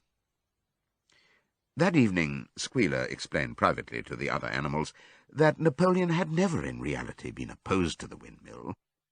On the contrary, it was he who had advocated it in the beginning, and the plan which Snowball had drawn on the floor of the incubator shed had actually been stolen from among Napoleon's papers. The windmill was, in fact, Napoleon's own creation. Why, then, asked somebody, had he spoken so strongly against it? Here Squealer looked very sly. That, he said, was Comrade Napoleon's cunning. He had seemed to oppose the windmill simply as a manoeuvre to get rid of Snowball, who was a dangerous character and a bad influence. Now that Snowball was out of the way, the plan could go forward without his interference. This, said Squealer, was something called tactics. He repeated a number of times, "Tactics, comrades, tactics!" skipping round and whisking his tail with a merry laugh. The animals were not certain what the word meant, but Squealer spoke so persuasively, and the 3 dogs who happened to be with him growled so threateningly, that they accepted his explanation without further questions. All that year the animals worked like slaves, but they were happy in their work. They grudged no effort or sacrifice, well aware that everything they did was for the benefit of themselves and those of their kind who would come after them, and not for a pack of idle, thieving human beings. Throughout the spring and summer they worked a 60-hour week, and in August Napoleon announced that there would be work on Sunday afternoons as well. This work was strictly voluntary, but any animal who absented himself from it would have his rations reduced by half. Even so, it was found necessary to leave certain tasks undone. The harvest was a little less successful than in the previous year, and 2 fields which should have been sown with roots in the early summer were not sown because the ploughing had not been completed early enough. It was possible to foresee that the coming winter would be a hard one. The windmill presented unexpected difficulties. There was a good quarry of limestone on the farm, and plenty of sand and cement had been found in one of the outhouses, so that all the materials for building were at hand. But the problem the animals could not at first solve was how to break up the stone into pieces of suitable size. There seemed no way of doing this except with picks and crowbars, which no animal could use because no animal could stand on its hind legs. Only after weeks of vain effort did the right idea occur to somebody, namely to utilize the force of gravity. Huge boulders, far too big to be used as they were lying all over the bed of the quarry. The animals lashed ropes round these, and then all together, cows, horses, sheep, any animal that could lay hold of the rope, even the pigs sometimes joined in at critical moments, they dragged them with desperate slowness up the slope to the top of the quarry, where they were toppled over the edge to shatter to pieces below. Transporting the stone, when it was once broken, was comparatively simple. The horses carried it off in cartloads, the sheep dragged single blocks, even Muriel and Benjamin yoked themselves into an old governess cart and did their share. By late summer, a sufficient store of stone had accumulated, and then the building began, under the superintendence of the pigs. But it was a slow, laborious process. Frequently it took a whole day of exhausting effort to drag a single boulder to the top of the quarry, and sometimes, when it was pushed over the edge, it failed to break. Nothing could have been achieved without Boxer, whose strength seemed equal to that of all the rest of the animals put together. When the boulder began to slip, and the animals cried out in despair at finding themselves dragged down the hill, it was always Boxer who strained himself against the rope and brought the boulder to a stop. To see him toiling up the slope, inch by inch, his breath coming fast, the tips of his hoofs clawing at the ground, and his great sides matted with sweat, filled everyone with admiration. Clover warned him sometimes to be careful not to overstrain himself, but Boxer would never listen to her. His two slogans, "I will work harder," and "Napoleon is always right," seemed to him a sufficient answer to all problems. He had made arrangements with the cockerel to call him 3/4 of an hour earlier in the mornings instead of half an hour. And in his spare moments, of which there were not many nowadays, he would go alone to the quarry, collect a load of broken stone, and drag it down to the site of the windmill unassisted. The animals were not badly off throughout that summer, in spite of the hardness of their work. If they had no more food than they had had in Jones's day, at least they did not have less. The advantage of only having to feed themselves and not having to support 5 extravagant human beings as well was so great that it would have taken a lot of failures to outweigh it.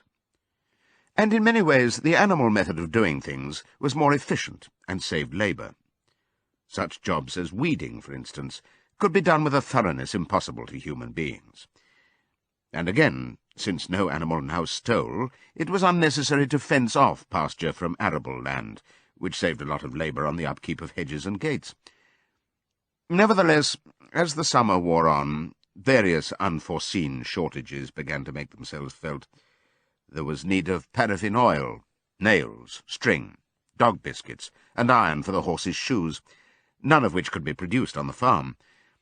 Later there would also be need for seeds and artificial manures, besides various tools, and finally the machinery for the windmill. How these were to be procured, no one was able to imagine. One Sunday morning, when the animals assembled to receive their orders, Napoleon announced that he had decided upon a new policy. From now onwards, Animal Farm would engage in trade with the neighbouring farms. Not, of course, for any commercial purpose, but simply in order to obtain certain materials which were urgently necessary. The needs of the windmill must override everything else, he said. He was therefore making arrangements to sell a stack of hay and part of the current year's wheat crop, and later on, if more money were needed, it would have to be made up by the sale of eggs, for which there was always a market in Willingdon. The hens, said Napoleon, should welcome this sacrifice as their own special contribution towards the building of the windmill. Once again the animals were conscious of a vague uneasiness. Never to have any dealings with human beings, never to engage in trade, never to make use of money, Had not these been among the earliest resolutions passed at that first triumphant meeting after Jones was expelled? All the animals remembered passing such resolutions, or at least they thought that they remembered it. The 4 young pigs who had protested when Napoleon abolished the meetings raised their voices timidly, but they were promptly silenced by a tremendous growling from the dogs. Then, as usual, the sheep broke into 4 legs good, 2 legs bad, and the momentary awkwardness was smoothed over. Finally, Napoleon raised his trotter for silence and announced that he had already made all the arrangements. There would be no need for any of the animals to come into contact with human beings, which would clearly be most undesirable. He intended to take the whole burden upon his own shoulders. Mr. Whymper, a solicitor living in Willingdon, had agreed to act as intermediary between Animal Farm and the outside world, and would visit the farm every Monday morning to receive his instructions. Napoleon ended his speech with his usual cry of "Long live Animal Farm," and after the singing of Beasts of England, the animals were dismissed. Afterwards, Squealer made a round of the farm and set the animals' minds at rest. He assured them that the resolution against engaging in trade and using money had never been passed, or even suggested. It was pure imagination, probably traceable in the beginning to lies circulated by Snowball. A few animals still felt faintly doubtful, but Squealer asked them shrewdly, "Are you certain that this is not something you have dreamed, comrades? Have you any record of such a resolution? Is it written down anywhere?"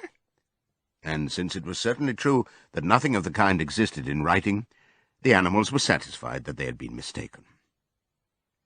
Every Monday, Mr. Whymper visited the farm as had been arranged. He was a sly-looking little man with side whiskers, a solicitor in a very small way of business, but sharp enough to have realized earlier than anyone else that Animal Farm would need a broker, and that the commissions would be worth having. The animals watched his coming and going with a kind of dread, and avoided him as much as possible. Nevertheless, the sight of Napoleon on all fours delivering orders to Whymper, who stood on 2 legs, roused their pride and partly reconciled them to the new arrangement. Their relations with the human race were now not quite the same as they had been before. The human beings did not hate Animal Farm any less now that it was prospering. Indeed, they hated it more than ever. Every human being held it as an article of faith that the farm would go bankrupt sooner or later, and above all that the windmill would be a failure. They would meet in the public houses and prove to one another by means of diagrams that the windmill was bound to fall down, or that if it did stand up, then that it would never work. And yet, against their will, they had developed a certain respect for the efficiency with which the animals were managing their own affairs. One symptom of this was that they had begun to call Animal Farm by its proper name, and ceased to pretend that it was called the Manor Farm. They had also dropped their championship of Jones, who had given up hope of getting his farm back and gone to live in another part of the county. Except through Whymper, there was as yet no contact between Animal Farm and the outside world, but there were constant rumours that Napoleon was about to enter into a definite business agreement, either with Mr. Pilkington of Foxwood or with Mr. Frederick of Pinchfield, but never, it was noticed, with both simultaneously. It was about this time that the pigs suddenly moved into the farmhouse and took up their residence there. Again, the animals seemed to remember that a resolution against this had been passed in the early days, and again Squealer was able to convince them that this was not the case. It was absolutely necessary, he said, that the pigs, who were the brains of the farm, should have a quiet place to work in.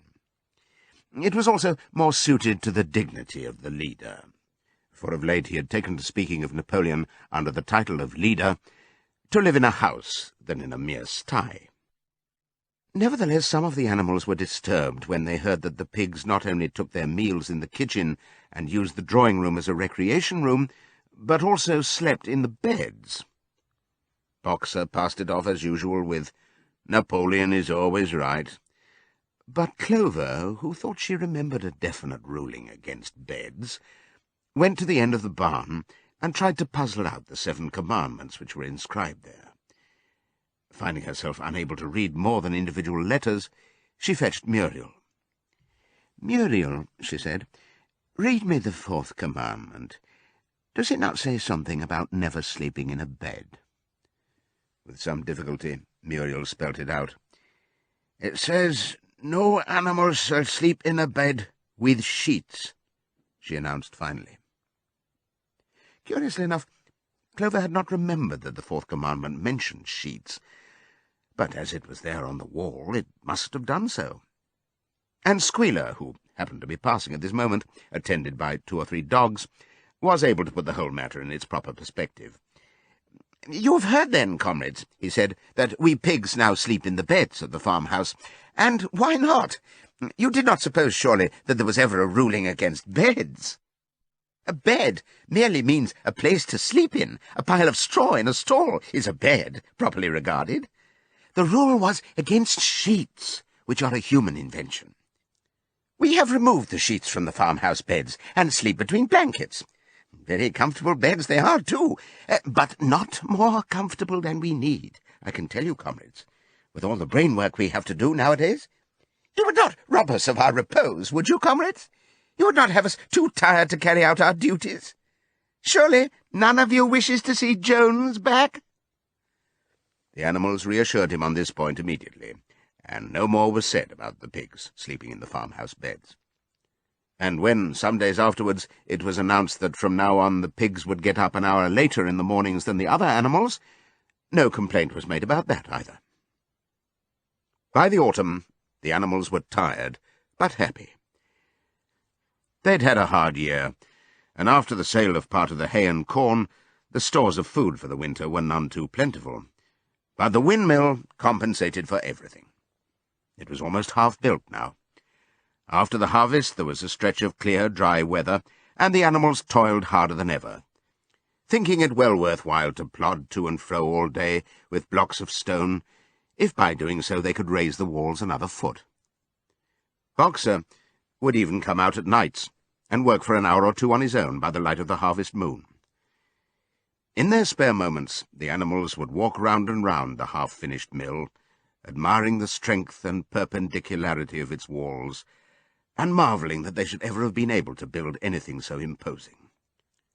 Only old Benjamin refused to grow enthusiastic about the windmill, though, as usual, he would utter nothing beyond the cryptic remark that donkeys live a long time. November came, with raging southwest winds. Building had to stop because it was now too wet to mix the cement. Finally there came a night when the gale was so violent that the farm buildings rocked on their foundations and several tiles were blown off the roof of the barn. The hens woke up squawking with terror because they had all dreamed simultaneously of hearing a gun go off in the distance. In the morning the animals came out of their stalls to find that the flagstaff had been blown down and an elm tree at the foot of the orchard had been plucked up like a radish. They had just noticed this when a cry of despair broke from every animal's throat. A terrible sight had met their eyes. The windmill was in ruins. With one accord they dashed down to the spot. Napoleon, who seldom moved out of a walk, raced ahead of them all. Yes, there it lay, the fruit of all their struggles, levelled to its foundations, the stones they had broken and carried so laboriously scattered all around. Unable at first to speak, they stood gazing mournfully at the litter of fallen stone. Napoleon paced to and fro in silence, occasionally snuffing at the ground. His tail had grown rigid and twitched sharply from side to side, a sign in him of intense mental activity. Suddenly he halted, as though his mind were made up. "Comrades," he said quietly, "do you know who is responsible for this? Do you know the enemy who has come in the night and overthrown our windmill? Snowball!" He suddenly roared in a voice of thunder. "Snowball has done this thing. In sheer malignity, thinking to set back our plans and avenge himself for his ignominious expulsion, this traitor has crept here under cover of night and destroyed our work of nearly a year. Comrades, here and now I pronounce the death sentence upon Snowball. Animal hero second class, and half a bushel of apples to any animal who brings him to justice. A full bushel to anyone who captures him alive." The animals were shocked beyond measure to learn that even Snowball could be guilty of such an action. There was a cry of indignation, and everyone began thinking out ways of catching Snowball if he should ever come back. Almost immediately, the footprints of a pig were discovered in the grass at a little distance from the knoll.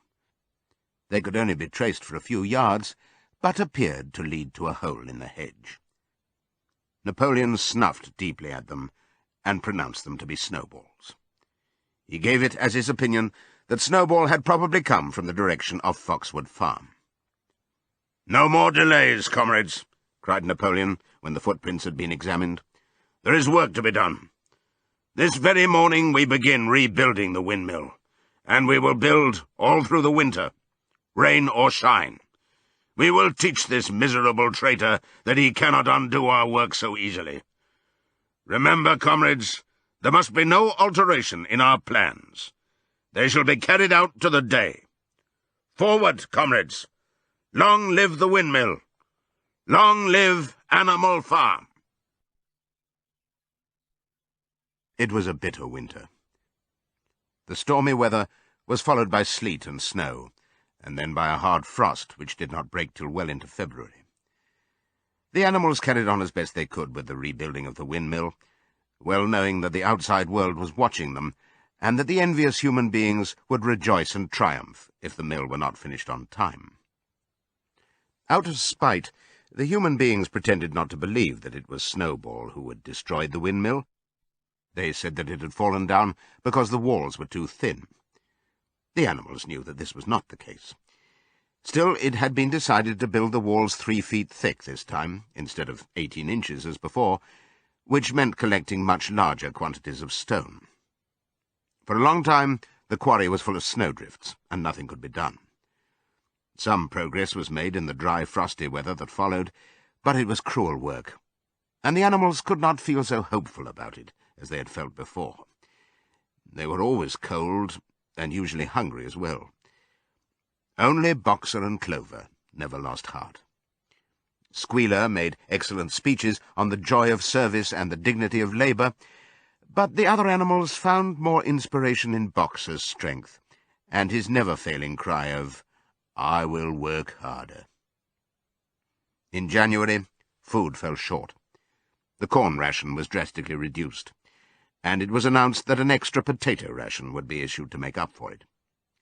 Then it was discovered that the greater part of the potato crop had been frosted in the clamps, which had not been covered thickly enough. The potatoes had become soft and discoloured, and only a few were edible. For days at a time, the animals had nothing to eat but chaff and mangles. Starvation seemed to stare them in the face. It was vitally necessary to conceal this fact from the outside world. Emboldened by the collapse of the windmill, the human beings were inventing fresh lies about Animal Farm. Once again, it was being put about that all the animals were dying of famine and disease, and that they were continually fighting among themselves, and had resorted to cannibalism and infanticide. Napoleon was well aware of the bad results that might follow if the real facts of the food situation were known, and he decided to make use of Mr. Whymper to spread a contrary impression.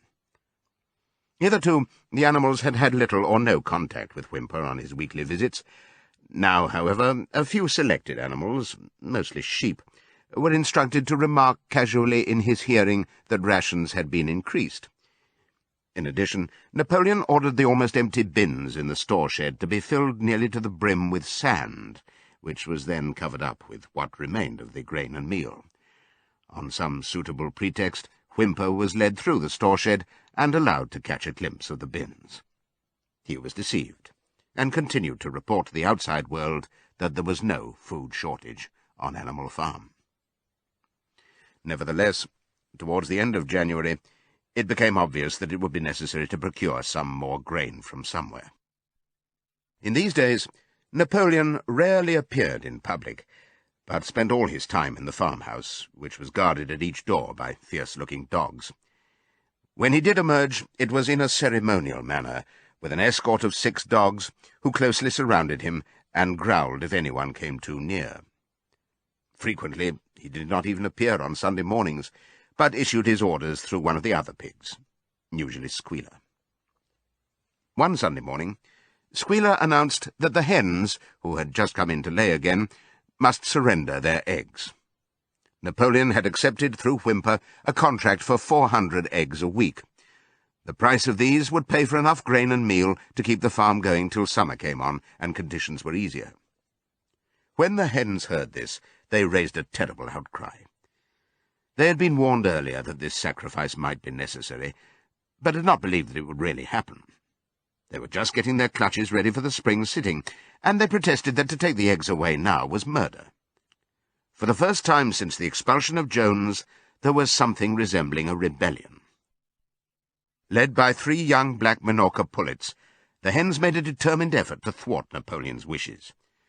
Their method was to fly up to the rafters and there lay their eggs, which smashed to pieces on the floor. Napoleon acted swiftly and ruthlessly. He ordered the hens' rations to be stopped, and decreed that any animal giving so much as a grain of corn to a hen should be punished by death. The dogs saw to it that these orders were carried out. For 5 days the hens held out, then they capitulated and went back to their nesting boxes. 9 hens had died in the meantime. Their bodies were buried in the orchard, and it was given out that they had died of coccidiosis. Whymper heard nothing of this affair, and the eggs were duly delivered, a grocer's van driving up to the farm once a week to take them away. All this while, no more had been seen of Snowball. He was rumoured to be hiding on one of the neighbouring farms, either Foxwood or Pinchfield. Napoleon was by this time on slightly better terms with the other farmers than before. It happened that there was in the yard a pile of timber which had been stacked there 10 years earlier, when a beech spinney was cleared. It was well seasoned, and Whymper had advised Napoleon to sell it. Both Mr. Pilkington and Mr. Frederick were anxious to buy it. Napoleon was hesitating between the two, unable to make up his mind. It was noticed that whenever he seemed on the point of coming to an agreement with Frederick, Snowball was declared to be in hiding at Foxwood, while when he inclined towards Pilkington, Snowball was said to be at Pinchfield. Suddenly, early in the spring, an alarming thing was discovered. Snowball was secretly frequenting the farm by night. The animals were so disturbed that they could hardly sleep in their stalls. Every night, it was said, he came creeping in under cover of darkness and performed all kinds of mischief. He stole the corn, he upset the milk pails, he broke the eggs, he trampled the seed beds, he gnawed the bark off the fruit trees. Whenever anything went wrong, it became usual to attribute it to Snowball. If a window was broken or a drain was blocked up, someone was certain to say that Snowball had come in the night and done it. And when the key of the store shed was lost, the whole farm was convinced that Snowball had thrown it down the well. Curiously enough, they went on believing this, even after the mislaid key was found under a sack of meal. The cows declared unanimously that Snowball crept into their stalls and milked them in their sleep. The rats, which had been troublesome that winter, were also said to be in league with Snowball. Napoleon decreed that there should be a full investigation into Snowball's activities. With his dogs in attendance, he set out and made a careful tour of inspection of the farm buildings, the other animals following at a respectful distance. At every few steps, Napoleon stopped and snuffed the ground for traces of Snowball's footsteps, which he said he could detect by the smell. He snuffed in every corner, in the barn, in the cowshed, in the hen-houses, in the vegetable garden, and found traces of Snowball almost everywhere. He would put his snout to the ground, give several deep sniffs, and exclaim in a terrible voice, "Snowball! He has been here. I can smell him distinctly."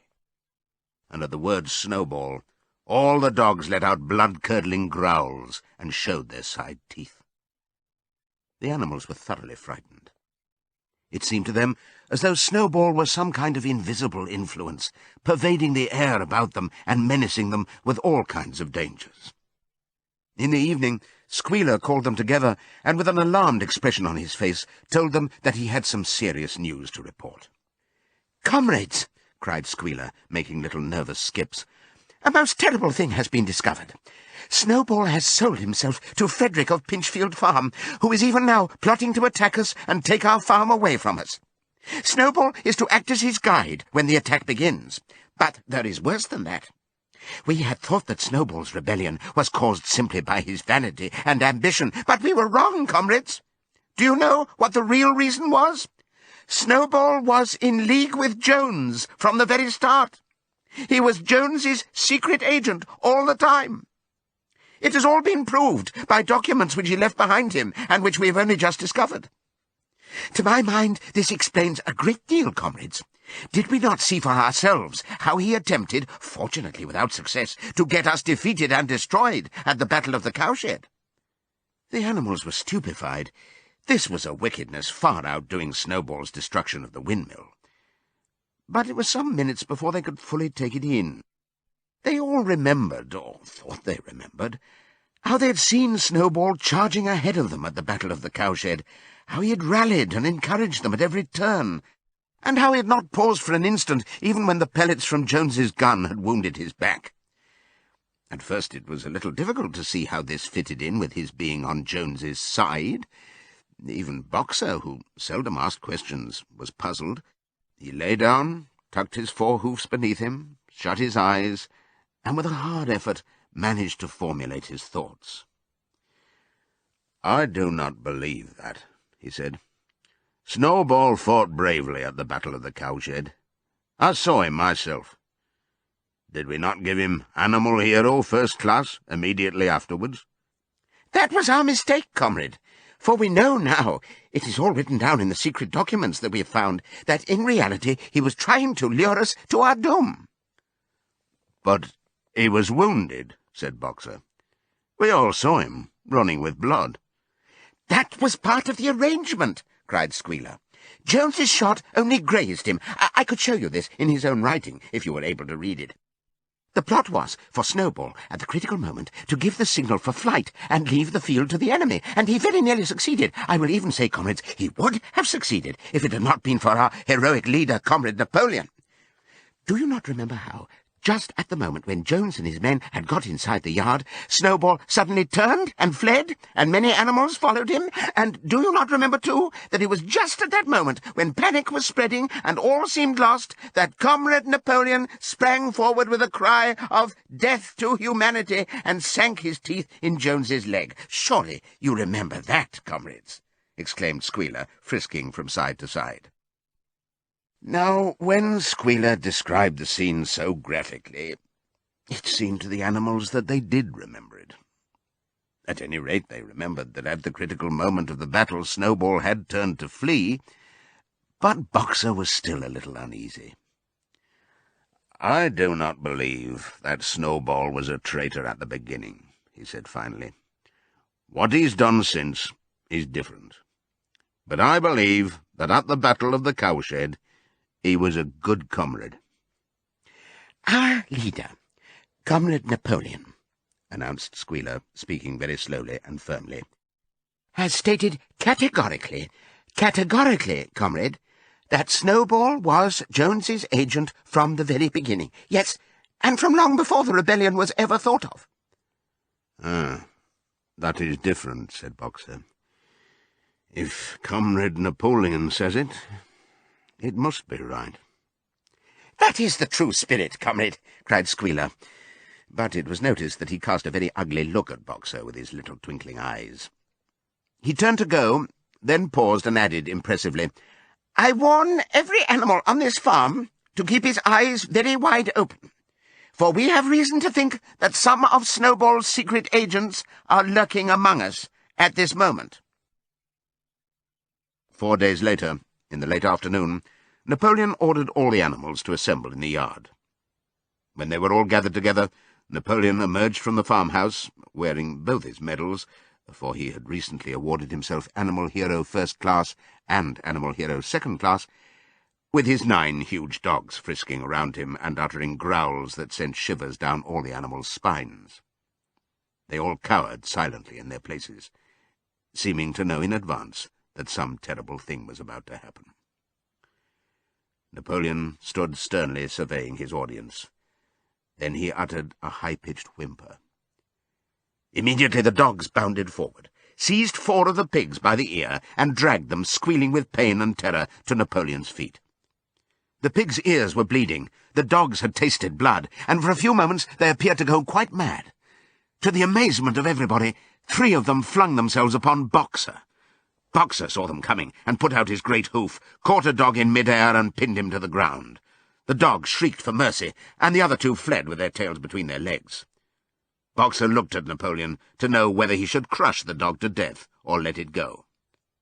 Napoleon appeared to change countenance, and sharply ordered Boxer to let the dog go, whereat Boxer lifted his hoof, and the dog slunk away, bruised and howling. Presently the tumult died down. The 4 pigs waited, trembling, with guilt written on every line of their countenances. Napoleon now called upon them to confess their crimes. They were the same 4 pigs as had protested when Napoleon abolished the Sunday meetings. Without any further prompting, they confessed that they had been secretly in touch with Snowball ever since his expulsion, that they had collaborated with him in destroying the windmill, and that they had entered into an agreement with him to hand over Animal Farm to Mr. Frederick. They added that Snowball had privately admitted to them that he had been Jones's secret agent for years past. When they had finished their confession, the dogs promptly tore their throats out, and in a terrible voice Napoleon demanded whether any other animal had anything to confess. The 3 hens, who had been the ringleaders in the attempted rebellion over the eggs, now came forward and stated that Snowball had appeared to them in a dream, and incited them to disobey Napoleon's orders. They, too, were slaughtered.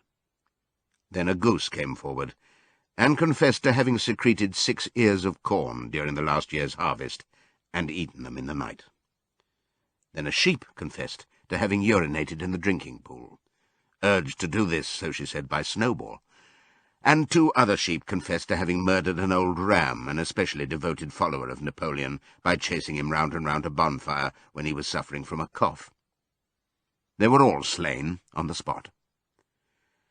And so the tale of confessions and executions went on, until there was a pile of corpses lying before Napoleon's feet, and the air was heavy with the smell of blood, which had been unknown there since the expulsion of Jones. When it was all over, the remaining animals, except for the pigs and dogs, crept away in a body. They were shaken and miserable. They did not know which was more shocking, the treachery of the animals who had leagued themselves with Snowball, or the cruel retribution they had just witnessed. In the old days there had often been scenes of bloodshed, equally terrible, but it seemed to all of them that it was far worse now that it was happening among themselves. Since Jones had left the farm until today, no animal had killed another animal. Not even a rat had been killed. They had made their way onto the little knoll where the half-finished windmill stood, and with one accord they all lay down as though huddling together for warmth. Clover, Muriel, Benjamin, the cows, the sheep, and a whole flock of geese and hens. Everyone, indeed, except the cat, who had suddenly disappeared just before Napoleon ordered the animals to assemble. For some time nobody spoke. Only Boxer remained on his feet. He fidgeted to and fro, swishing his long black tail against his sides, and occasionally uttering a little whinny of surprise. Finally he said, "I do not understand it. I would not have believed that such things could happen on our farm. It must be due to some fault in ourselves. The solution, as I see it, is to work harder. From now onwards, I shall get up a full hour earlier in the mornings." And he moved off at his lumbering trot and made for the quarry. Having got there, he collected 2 successive loads of stone and dragged them down to the windmill before retiring for the night. The animals huddled about Clover, not speaking. The knoll where they were lying gave them a wide prospect across the countryside. Most of Animal Farm was within their view. The long pasture stretching down to the main road, the hayfield, the spinney, the drinking pool, the ploughed fields where the young wheat was thick and green, and the red roofs of the farm buildings with the smoke curling from the chimneys. It was a clear spring evening. The grass and the bursting hedges were gilded by the level rays of the sun. Never had the farm, and with a kind of surprise they remembered that it was their own farm, every inch of it their own property, appeared to the animals so desirable a place. As Clover looked down the hillside, her eyes filled with tears. If she could have spoken her thoughts, it would have been to say that this was not what they had aimed at when they had set themselves years ago to work for the overthrow of the human race. These scenes of terror and slaughter were not what they had looked forward to on that night when old Major first stirred them to rebellion. If she herself had had any picture of the future, it had been of a society of animals set free from hunger and the whip, all equal, each working according to his capacity, the strong protecting the weak, as she had protected the lost brood of ducklings with her foreleg on the night of Major's speech. Instead, she did not know why, they had come to a time when no one dared speak his mind, when fierce growling dogs roamed everywhere, and when you had to watch your comrades torn to pieces after confessing to shocking crimes. There was no thought of rebellion or disobedience in her mind. She knew that, even as things were, they were far better off than they had been in the days of Jones, and that before all else it was needful to prevent the return of the human beings. Whatever happened, she would remain faithful, work hard, carry out the orders that were given to her, and accept the leadership of Napoleon. But still, it was not for this that she and all the other animals had hoped and toiled. It was not for this that they had built the windmill and faced the pellets of Jones's gun. Such were her thoughts, though she lacked the words to express them. At last, feeling this to be in some way a substitute for the words she was unable to find, she began to sing Beasts of England. The other animals sitting round her took it up, and they sang it 3 times over, very tunefully, but slowly and mournfully, in a way they'd never sung it before. They'd just finished singing it for the 3rd time, when Squealer, attended by 2 dogs, approached them with the air of having something important to say. He announced that, by special decree of Comrade Napoleon, Beasts of England had been abolished. From now onwards it was forbidden to sing it. The animals were taken aback. "Why?" cried Muriel. "It is no longer needed, comrade," said Squealer stiffly. "Beasts of England was the song of the rebellion. But the rebellion is now completed. The execution of the traitors this afternoon was the final act. The enemy, both external and internal, has been defeated. In Beasts of England we expressed our longing for a better society in days to come. But that society has now been established. Clearly this song has no longer any purpose." Frightened though they were, some of the animals might possibly have protested, but at this moment the sheep set up their usual bleating of 4 legs good, 2 legs bad, which went on for several minutes, and put an end to the discussion. So Beasts of England was heard no more. In its place Minimus, the poet, had composed another song, which began, Animal farm, never through me shalt thou come to harm, and this was sung every Sunday morning after the hoisting of the flag. But somehow neither the words nor the tune ever seemed to the animals to come up to Beasts of England. A few days later, when the terror caused by the executions had died down, some of the animals remembered, or thought they remembered, that the 6th commandment decreed, "No animal shall kill any other animal." And though no one cared to mention it in the hearing of the pigs or the dogs, It was felt that the killings which had taken place did not square with this. Clover asked Benjamin to read her the Sixth Commandment, and when Benjamin, as usual, said that he refused to meddle in such matters, she fetched Muriel. Muriel read the commandment for her. It ran, "No animal shall kill any other animal without cause." Somehow or other, the last two words had slipped out of the animal's memory. But they saw now that the commandment had not been violated, for clearly there was good reason for killing the traitors who had leagued themselves with Snowball. Throughout that year, the animals worked even harder than they had worked in the previous year. To rebuild the windmill with walls twice as thick as before, and to finish it by the appointed date, together with the regular work of the farm, was a tremendous labour. There were times when it seemed to the animals that they worked longer hours and fed no better than they had done in Jones's day. On Sunday mornings, Squealer, holding down a long strip of paper with his trotter, would read out to them lists of figures proving that the production of every class of foodstuff had increased by 200%, 300%, or 500%, as the case might be. The animals saw no reason to disbelieve him, especially as they could no longer remember very clearly what conditions had been like before the rebellion. All the same, there were days when they felt that they would sooner have had less figures and more food. All orders were now issued through Squealer, or one of the other pigs. Napoleon himself was not seen in public as often as once in a fortnight. When he did appear, he was attended not only by his retinue of dogs, but by a black cockerel who marched in front of him and acted as a kind of trumpeter, letting out a loud cock-a-doodle-doo before Napoleon spoke. Even in the farmhouse, it was said, Napoleon inhabited separate apartments from the others.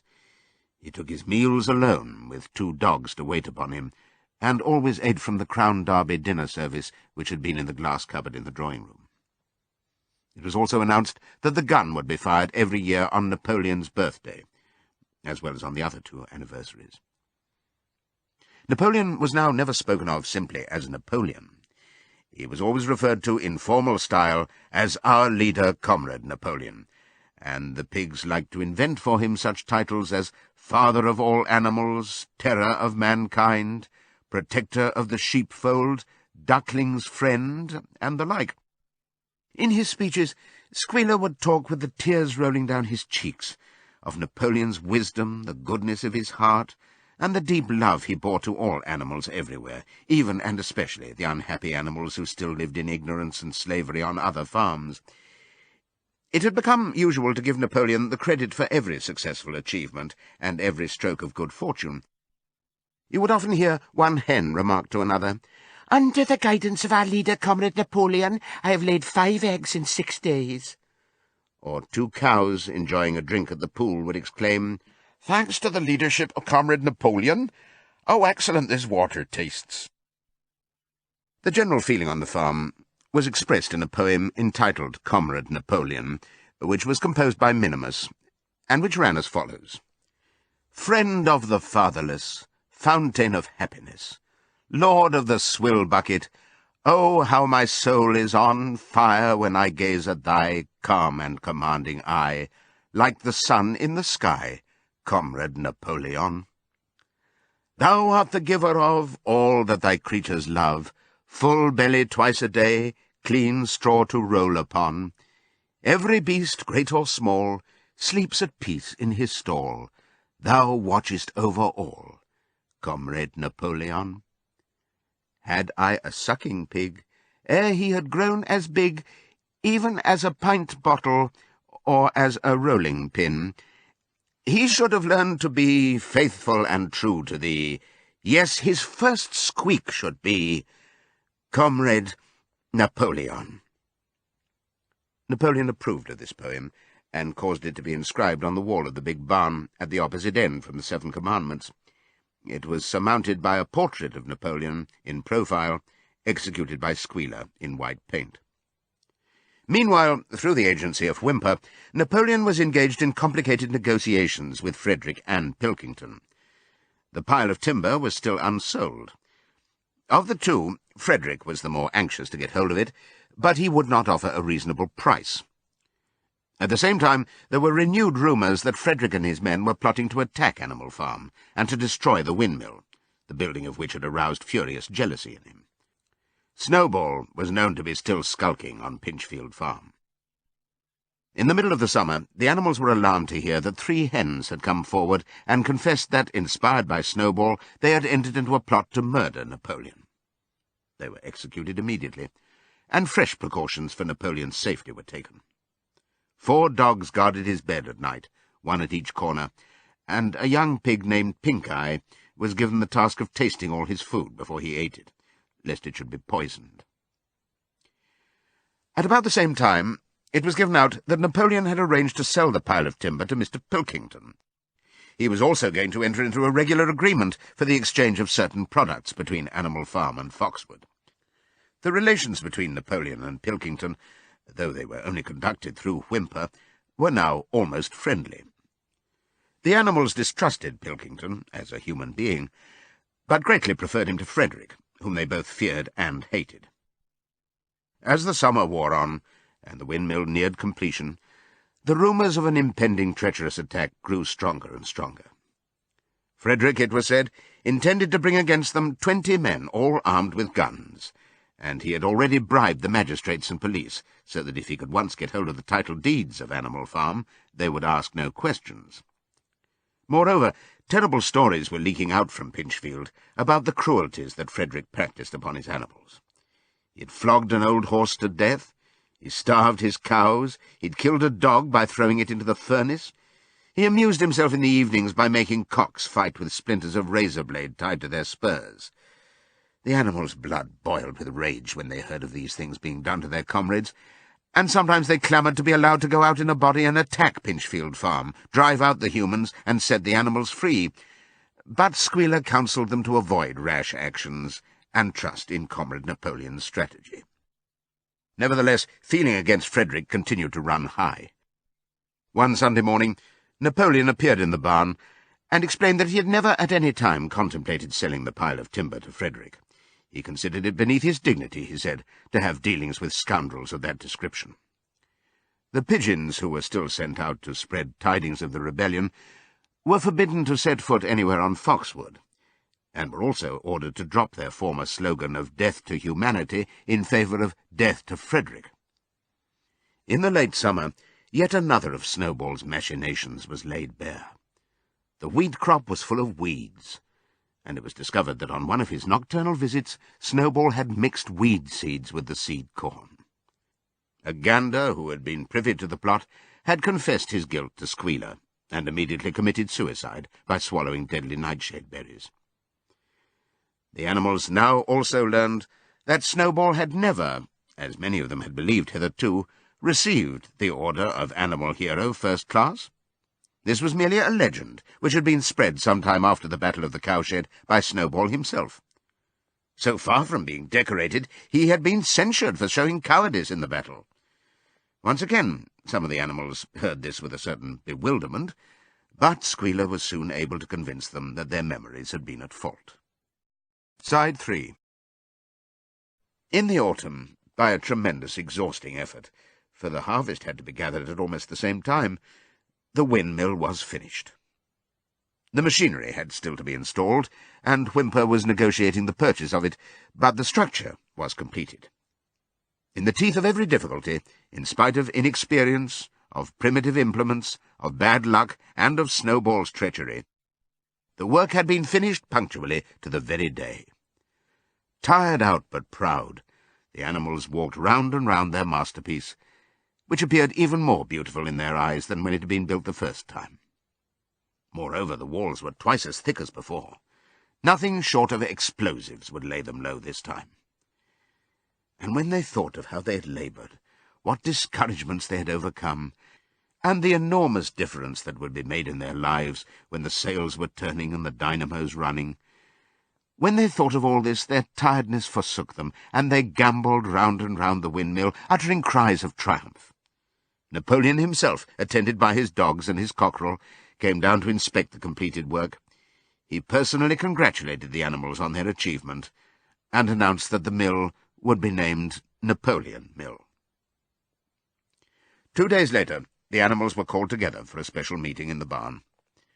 They were struck dumb with surprise when Napoleon announced that he had sold the pile of timber to Frederick.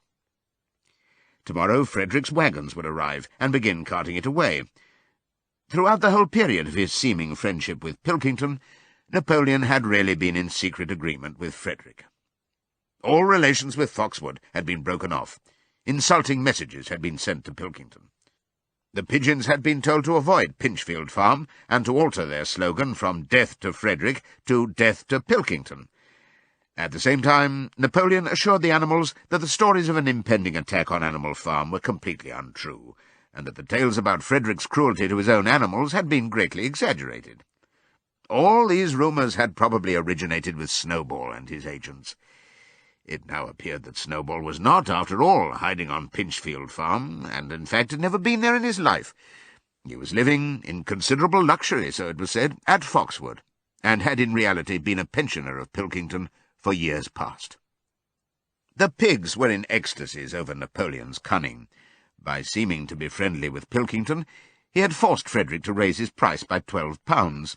But the superior quality of Napoleon's mind, said Squealer, was shown in the fact that he trusted nobody, not even Frederick. Frederick had wanted to pay for the timber with something called a cheque, which, it seemed, was a piece of paper with a promise to pay written upon it. But Napoleon was too clever for him. He had demanded payment in real £5 notes, which were to be handed over before the timber was removed.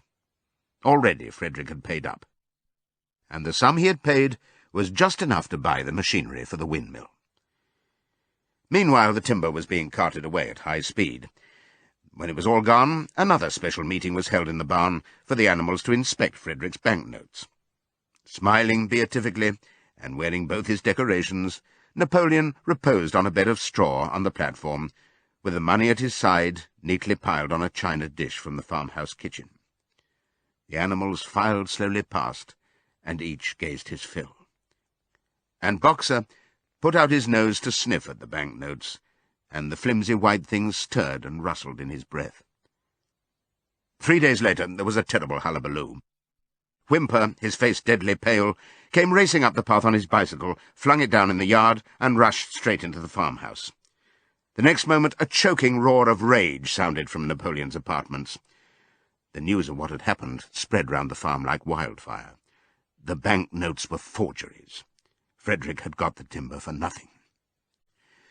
Napoleon called the animals together immediately, and in a terrible voice pronounced the death sentence upon Frederick.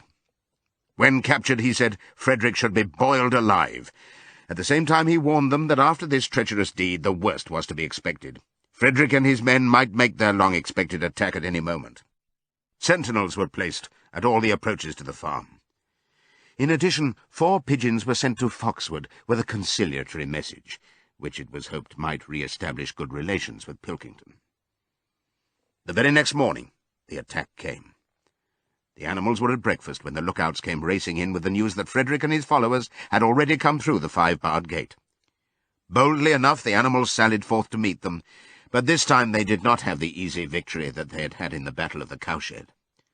There were 15 men, with half a dozen guns between them, and they opened fire as soon as they got within 50 yards. The animals could not face the terrible explosions and the stinging pellets, and in spite of the efforts of Napoleon and Boxer to rally them, they were soon driven back. A number of them were already wounded. They took refuge in the farm buildings and peeped cautiously out from chinks and knotholes. The whole of the big pasture, including the windmill, was in the hands of the enemy. For the moment, even Napoleon seemed at a loss. He paced up and down without a word, his tail rigid and twitching. Wistful glances were sent in the direction of Foxwood. If Pilkington and his men would help them, the day might yet be won. But at this moment the 4 pigeons who had been sent out on the day before returned, one of them bearing a scrap of paper from Pilkington. On it was pencilled the words, "Serves you right." Meanwhile, Frederick and his men had halted about the windmill. The animals watched them, and a murmur of dismay went round. 2 of the men had produced a crowbar and a sledgehammer. They were going to knock the windmill down. "Impossible!" cried Napoleon. "We have built the walls far too thick for that. They could not knock it down in a week. Courage, comrades!" But Benjamin was watching the movements of the men intently. The two with the hammer and the crowbar were drilling a hole near the base of the windmill. Slowly, and with an air almost of amusement, Benjamin nodded his long muzzle. "I thought so," he said. "Do you not see what they're doing? In another moment they're going to pack blasting powder into that hole." Terrified, the animals waited. It was impossible now to venture out of the shelter of the buildings. After a few minutes, the men were seen to be running in all directions. Then there was a deafening roar. The pigeons swirled into the air, and all the animals, except Napoleon, flung themselves flat on their bellies and hid their faces. When they got up again, a huge cloud of black smoke was hanging where the windmill had been. Slowly the breeze drifted it away. The windmill had ceased to exist. At this sight, the animals' courage returned to them. The fear and despair they had felt a moment earlier were drowned in their rage against this vile, contemptible act. A mighty cry for vengeance went up, and without waiting for further orders, they charged forth in a body and made straight for the enemy. This time they did not heed the cruel pellets that swept over them like hail. It was a savage, bitter battle. The men fired again and again, and when the animals got to close quarters, lashed out with their sticks and their heavy boots.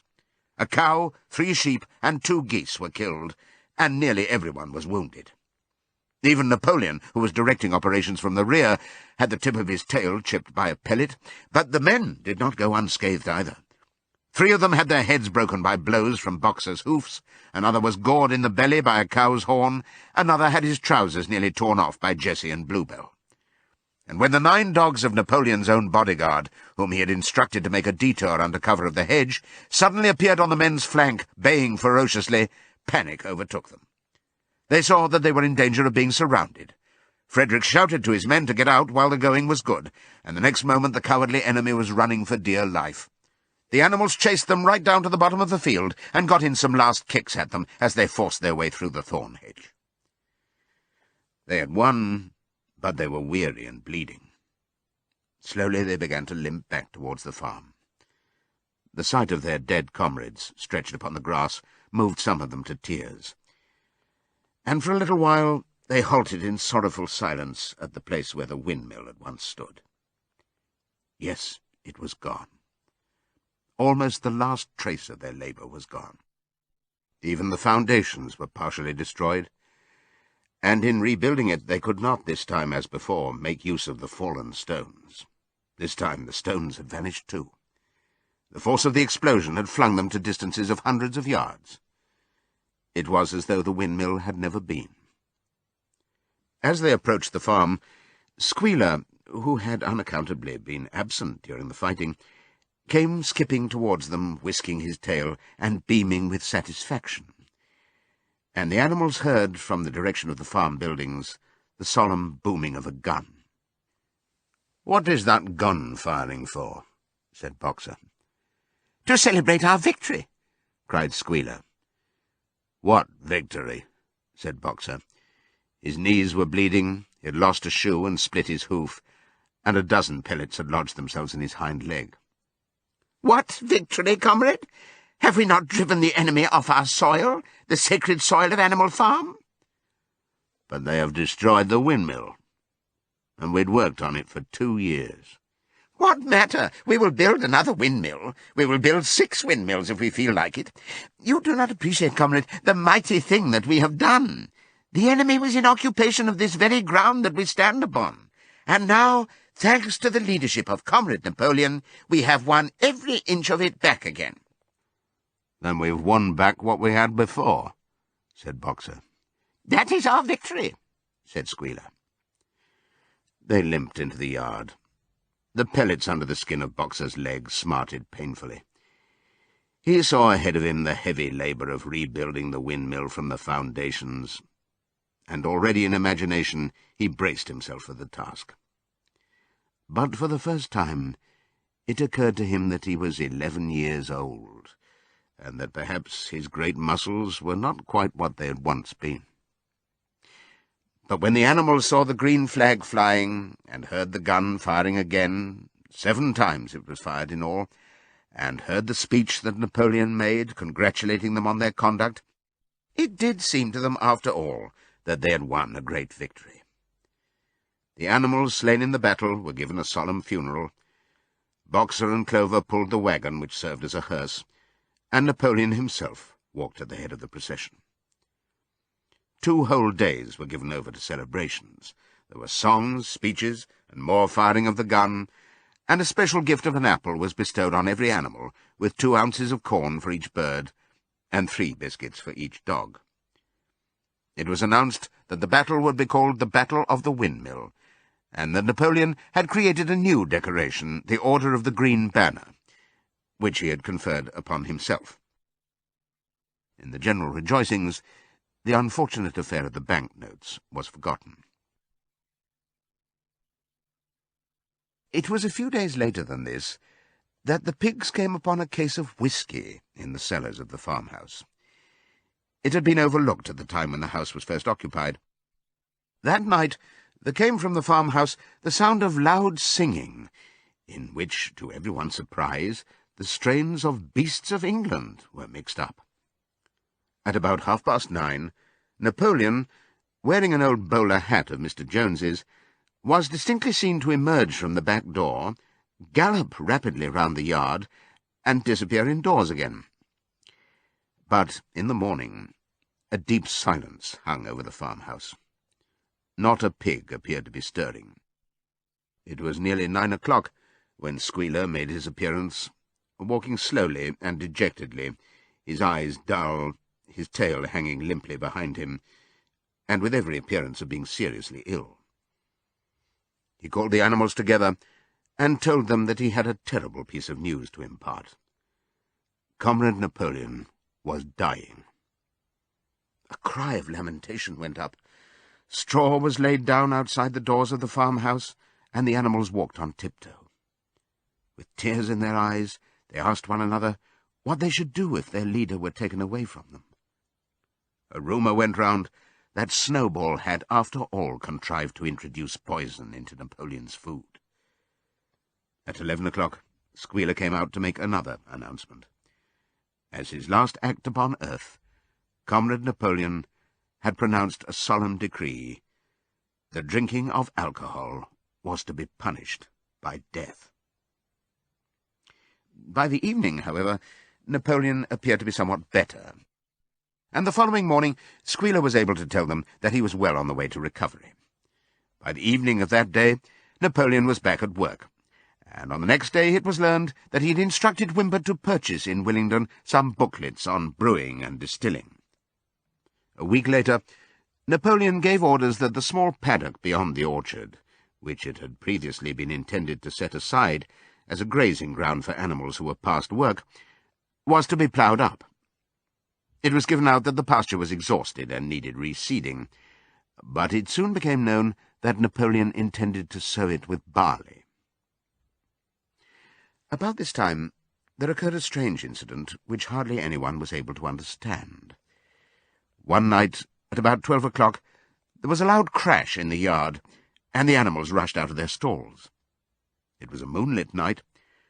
At the foot of the end wall of the big barn, where the 7 commandments were written, there lay a ladder, broken in 2 pieces. Squealer, temporarily stunned, was sprawling beside it, and near at hand there lay a lantern, a paintbrush, and an overturned pot of white paint. The dogs immediately made a ring round Squealer, and escorted him back to the farmhouse as soon as he was able to walk. None of the animals could form any idea as to what this meant, except old Benjamin, who nodded his muzzle with a knowing air, and seemed to understand, but would say nothing. But a few days later, Muriel, reading over the 7 commandments to herself, noticed that there was yet another of them which the animals had remembered wrong. They had thought that the 5th commandment was, "No animal shall drink alcohol," but there were 2 words that they'd forgotten. Actually, the commandment read, "No animal shall drink alcohol to excess." Boxer's split hoof was a long time in healing. They had started the rebuilding of the windmill the day after the victory celebrations were ended. Boxer refused to take even a day off work, and made it a point of honour not to let it be seen that he was in pain. In the evenings he would admit privately to Clover that the hoof troubled him a great deal. Clover treated the hoof with poultices of herbs which she prepared by chewing them, and both she and Benjamin urged Boxer to work less hard. "A horse's lungs do not last forever," she said to him.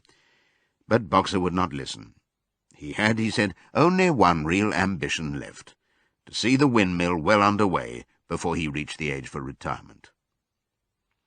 At the beginning, when the laws of Animal Farm were first formulated, the retiring age had been fixed for horses and pigs at 12, for cows at 14, for dogs at 9, for sheep at 7, and for hens and geese at 5. Liberal old-age pensions had been agreed upon. As yet no animal had actually retired on pension, but of late the subject had been discussed more and more. Now that the small field beyond the orchard had been set aside for barley, it was rumoured that a corner of the large pasture was to be fenced off and turned into a grazing ground for superannuated animals. For a horse, it was said, the pension would be 5 pounds of corn a day, and, in winter, 15 pounds of hay, with a carrot or possibly an apple, on public holidays. Boxer's 12th birthday was due in the late summer of the following year. Meanwhile, life was hard. The winter was as cold as the last one had been, and food was even shorter. Once again all rations were reduced except those of the pigs and the dogs. A too rigid equality in rations, Squealer explained, would have been contrary to the principles of animalism. In any case, he had no difficulty in proving to the other animals that they were not, in reality, short of food, whatever the appearances might be. For the time being, certainly, it had been found necessary to make a readjustment of rations. Squealer always spoke of it as a readjustment, never as a reduction, but in comparison with the days of Jones, the improvement was enormous. Reading out the figures in a shrill, rapid voice, he proved to them in detail that they had more oats, more hay, more turnips than they'd had in Jones's day, that they worked shorter hours, that their drinking water was of better quality, that they lived longer, that a larger proportion of their young ones survived infancy, and that they had more straw in their stalls and suffered less from fleas. The animals believed every word of it. Truth to tell, Jones and all he stood for had almost faded out of their memories. They knew that life nowadays was harsh and bare, that they were often hungry and often cold, and that they were usually working when they were not asleep. But doubtless it had been worse in the old days. They were glad to believe so. Besides, in those days they had been slaves, and now they were free, and that made all the difference, as Squealer did not fail to point out. There were many more mouths to feed now. In the autumn the 4 sows had all littered about simultaneously, producing 31 young pigs between them. The young pigs were piebald, and as Napoleon was the only boar on the farm, it was possible to guess at their parentage. It was announced that later, when bricks and timber had been purchased, a schoolroom would be built in the farmhouse garden. For the time being, the young pigs were given their instruction by Napoleon himself in the farmhouse kitchen. They took their exercise in the garden, and were discouraged from playing with the other young animals. About this time, too, it was laid down as a rule that when a pig and any other animal met on the path, the other animal must stand aside, and also that all pigs, of whatever degree, were to have the privilege of wearing green ribbons on their tails on Sundays. The farm had had a fairly successful year, but was still short of money.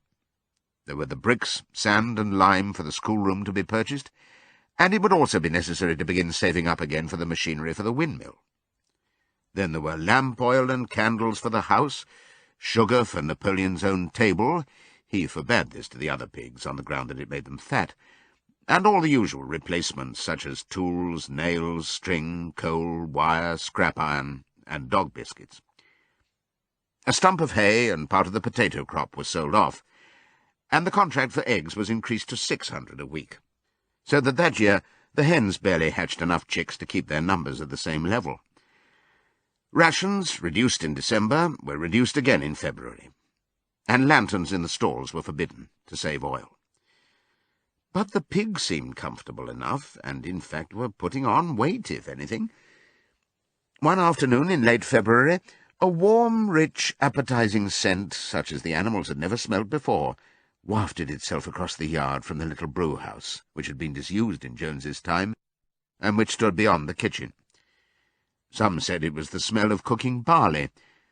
The animals sniffed the air hungrily and wondered whether a warm mash was being prepared for their supper. But no warm mash appeared, and on the following Sunday it was announced that from now onwards all barley would be reserved for the pigs. The field beyond the orchard had already been sown with barley, and the news soon leaked out that every pig was now receiving a ration of a pint of beer daily, with half a gallon for Napoleon himself, which was always served to him in the Crown Derby soup tureen.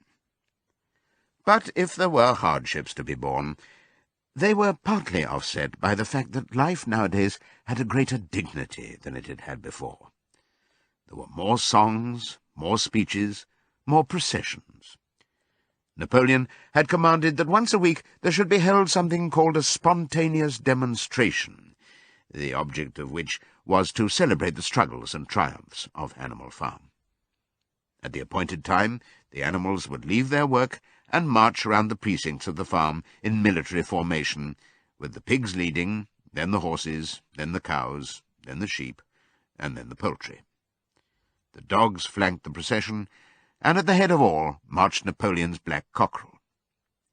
Boxer and Clover always carried between them a green banner marked with the hoof and the horn, and the caption, "Long live Comrade Napoleon."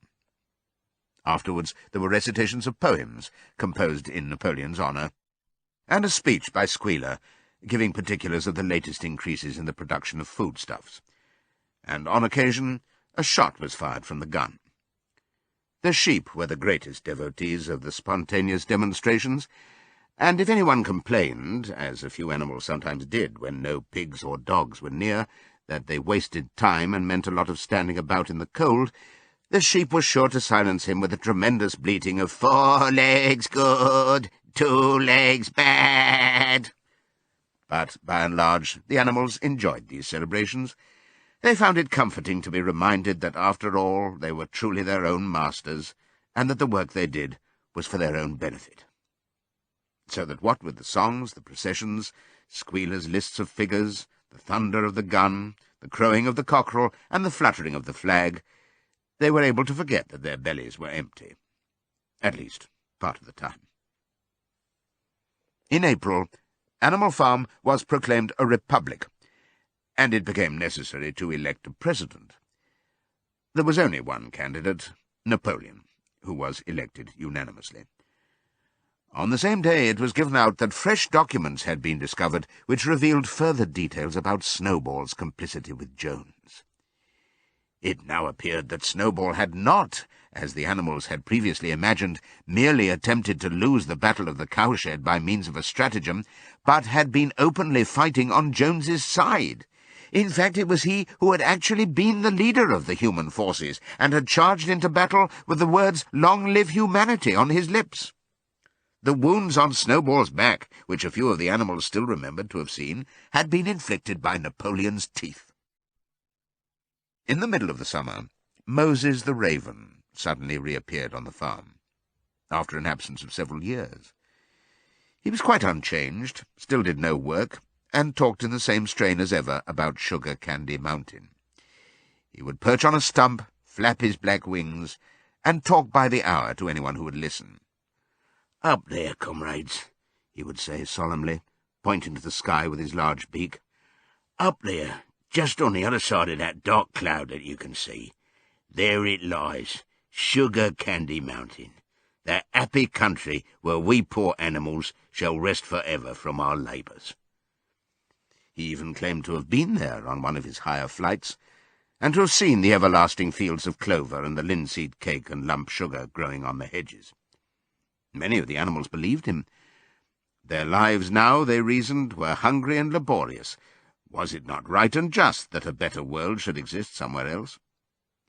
A thing that was difficult to determine was the attitude of the pigs towards Moses. They all declared contemptuously that his stories about Sugar Candy Mountain were lies, and yet they allowed him to remain on the farm, not working, with an allowance of a gill of beer a day. After his hoof had healed up, Boxer worked harder than ever. Indeed, all the animals worked like slaves that year. Apart from the regular work of the farm and the rebuilding of the windmill, there was the schoolhouse for the young pigs, which was started in March. Sometimes the long hours on insufficient food were hard to bear, but Boxer never faltered. In nothing that he said or did was there any sign that his strength was not what it had been. It was only his appearance that was a little altered. His hide was less shiny than it had used to be, and his great haunches seemed to have shrunken. The others said, "Boxer will pick up when the spring grass comes on," but the spring grass came, and Boxer grew no fatter. Sometimes on the slope leading to the top of the quarry, when he braced his muscles against the weight of some vast boulder, it seemed that nothing kept him on his feet except the will to continue. At such times his lips were seen to form the words, "I will work harder." He had no voice left. Once again Clover and Benjamin warned him to take care of his health, but Boxer paid no attention. His 12th birthday was approaching. He did not care what happened, so long as a good store of stone was accumulated before he went on pension. Late one evening, in the summer, a sudden rumour ran round the farm that something had happened to Boxer. He had gone out alone to drag a load of stone down to the windmill. And sure enough, the rumour was true. A few minutes later, 2 pigeons came racing in with the news, "Boxer has fallen! He's lying on his side and can't get up." About half the animals on the farm rushed out to the knoll where the windmill stood. There lay Boxer, between the shafts of the cart, his neck stretched out, unable even to raise his head. His eyes were glazed, his sides matted with sweat. A thin stream of blood had trickled out of his mouth. Clover dropped to her knees at his side. "Boxer," she cried, "how are you?" "It is my lung," said Boxer in a weak voice. "It does not matter. I think you will be able to finish the windmill without me. There is a pretty good store of stone accumulated. I had only another month to go in any case. To tell you the truth, I had been looking forward to my retirement. And perhaps, as Benjamin is growing old too, they will let him retire at the same time, and be a companion to me." "We must get help at once," said Clover. "Run, somebody, and tell Squealer what has happened." All the other animals immediately raced back to the farmhouse to give Squealer the news. Only Clover remained, and Benjamin, who lay down at Boxer's side, and without speaking kept the flies off him with his long tail. After about a quarter of an hour, Squealer appeared, full of sympathy and concern. He said that Comrade Napoleon had learned with the very deepest distress of this misfortune to one of the most loyal workers on the farm, and was already making arrangements to send Boxer to be treated in the hospital at Willingdon. The animals felt a little uneasy at this. Except for Molly and Snowball, no other animal had ever left the farm, and they did not like to think of their sick comrade in the hands of human beings. However, Squealer easily convinced them that the veterinary surgeon in Willingdon could treat Boxer's case more satisfactorily than could be done on the farm.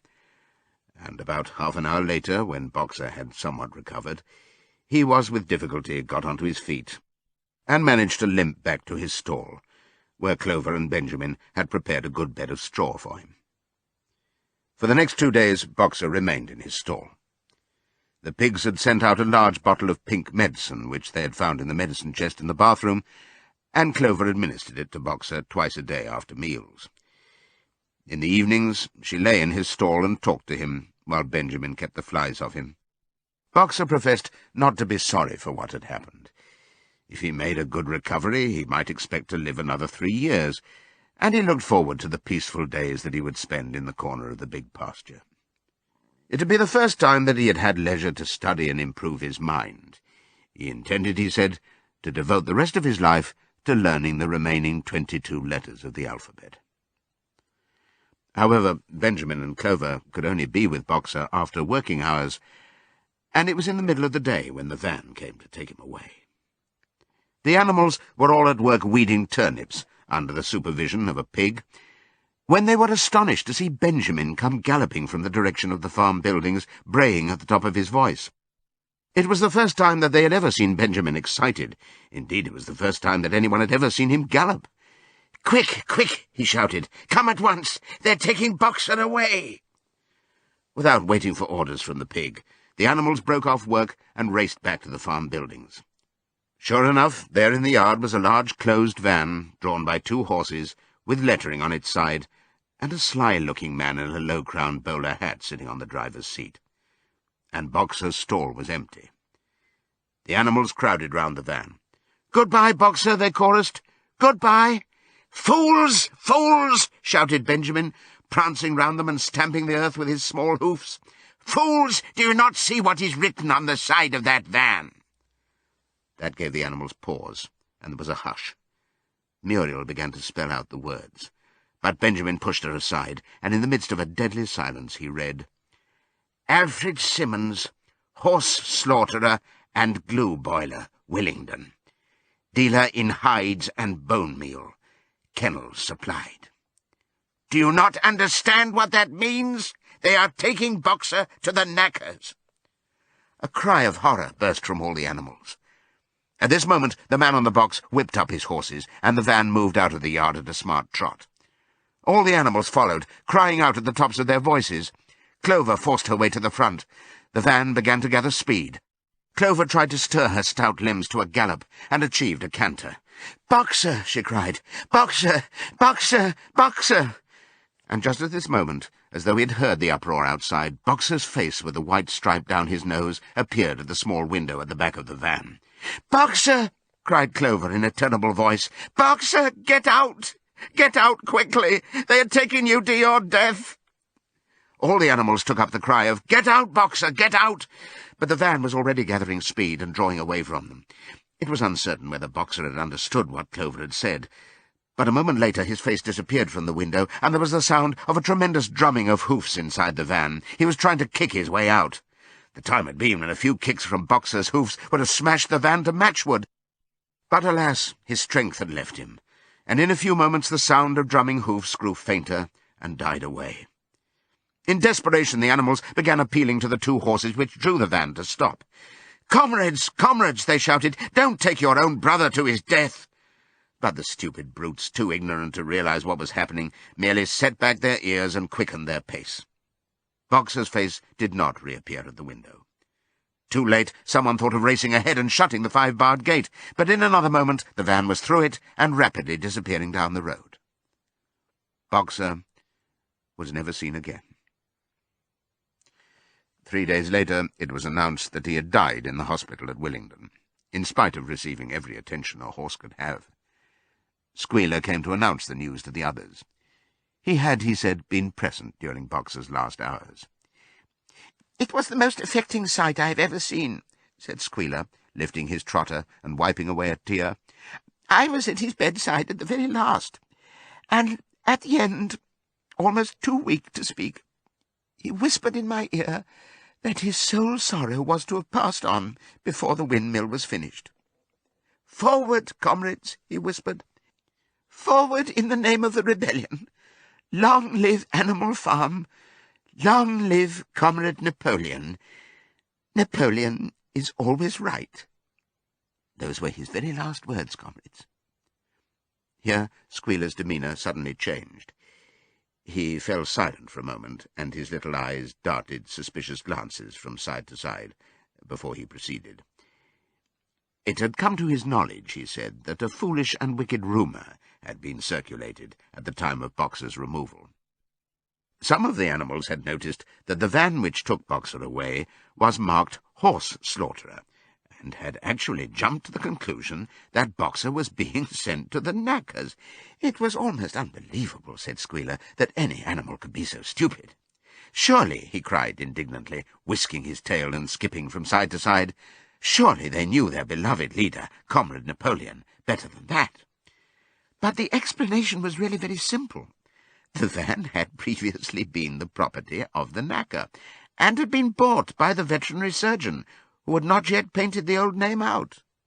That was how the mistake had arisen. The animals were enormously relieved to hear this, and when Squealer went on to give further graphic details of Boxer's deathbed, the admirable care he had received, and the expensive medicines for which Napoleon had paid without a thought as to the cost, their last doubts disappeared, and the sorrow that they felt for their comrade's death was tempered by the thought that at least he had died happy. Napoleon himself appeared at the meeting on the following Sunday morning, and pronounced a short oration in Boxer's honour. It had not been possible, he said, to bring back their lamented comrade's remains for interment on the farm, but he had ordered a large wreath to be made from the laurels in the farmhouse garden and sent down to be placed on Boxer's grave. And in a few days' time the pigs intended to hold a memorial banquet in Boxer's honour.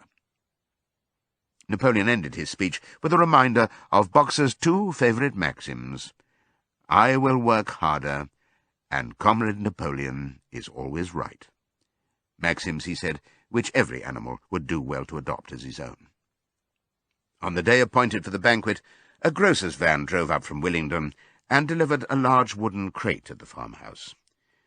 That night there was the sound of uproarious singing, which was followed by what sounded like a violent quarrel, and ended at about 11 o'clock with a tremendous crash of glass. No one stirred in the farmhouse before noon on the following day, and the word went round that from somewhere or other the pigs had acquired the money to buy themselves another case of whisky. Years passed.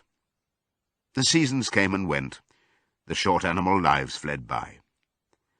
A time came when there was no one who remembered the old days before the rebellion, except Clover, Benjamin, Moses the raven, and a number of the pigs. Muriel was dead. Bluebell, Jessie, and Pincher were dead. Jones, too, was dead. He had died in an inebriate's home in another part of the county. Snowball was forgotten. Boxer was forgotten, except by the few who had known him. Clover was an old stout mare now, stiff in the joints and with a tendency to rheumy eyes. She was 2 years past the retiring age, but in fact no animal had ever actually retired. The talk of setting aside a corner of the pasture for superannuated animals had long since been dropped. Napoleon was now a mature boar of 24 stone. Squealer was so fat that he could with difficulty see out of his eyes. Only old Benjamin was much the same as ever, except for being a little greyer about the muzzle, and since Boxer's death, more morose and taciturn than ever. There were many more creatures on the farm now, though the increase was not so great as had been expected in earlier years. Many animals had been born to whom the rebellion was only a dim tradition, passed on by word of mouth, and others had been bought who had never heard mention of such a thing before their arrival. The farm possessed 3 horses now, besides Clover. They were fine upstanding beasts, willing workers, and good comrades, but very stupid. None of them proved able to learn the alphabet beyond the letter B. They accepted everything that they were told about the rebellion, and the principles of animalism, especially from Clover, for whom they had an almost filial respect, but it was doubtful whether they understood very much of it. The farm was more prosperous now, and better organized. It had even been enlarged by 2 fields which had been bought from Mr. Pilkington.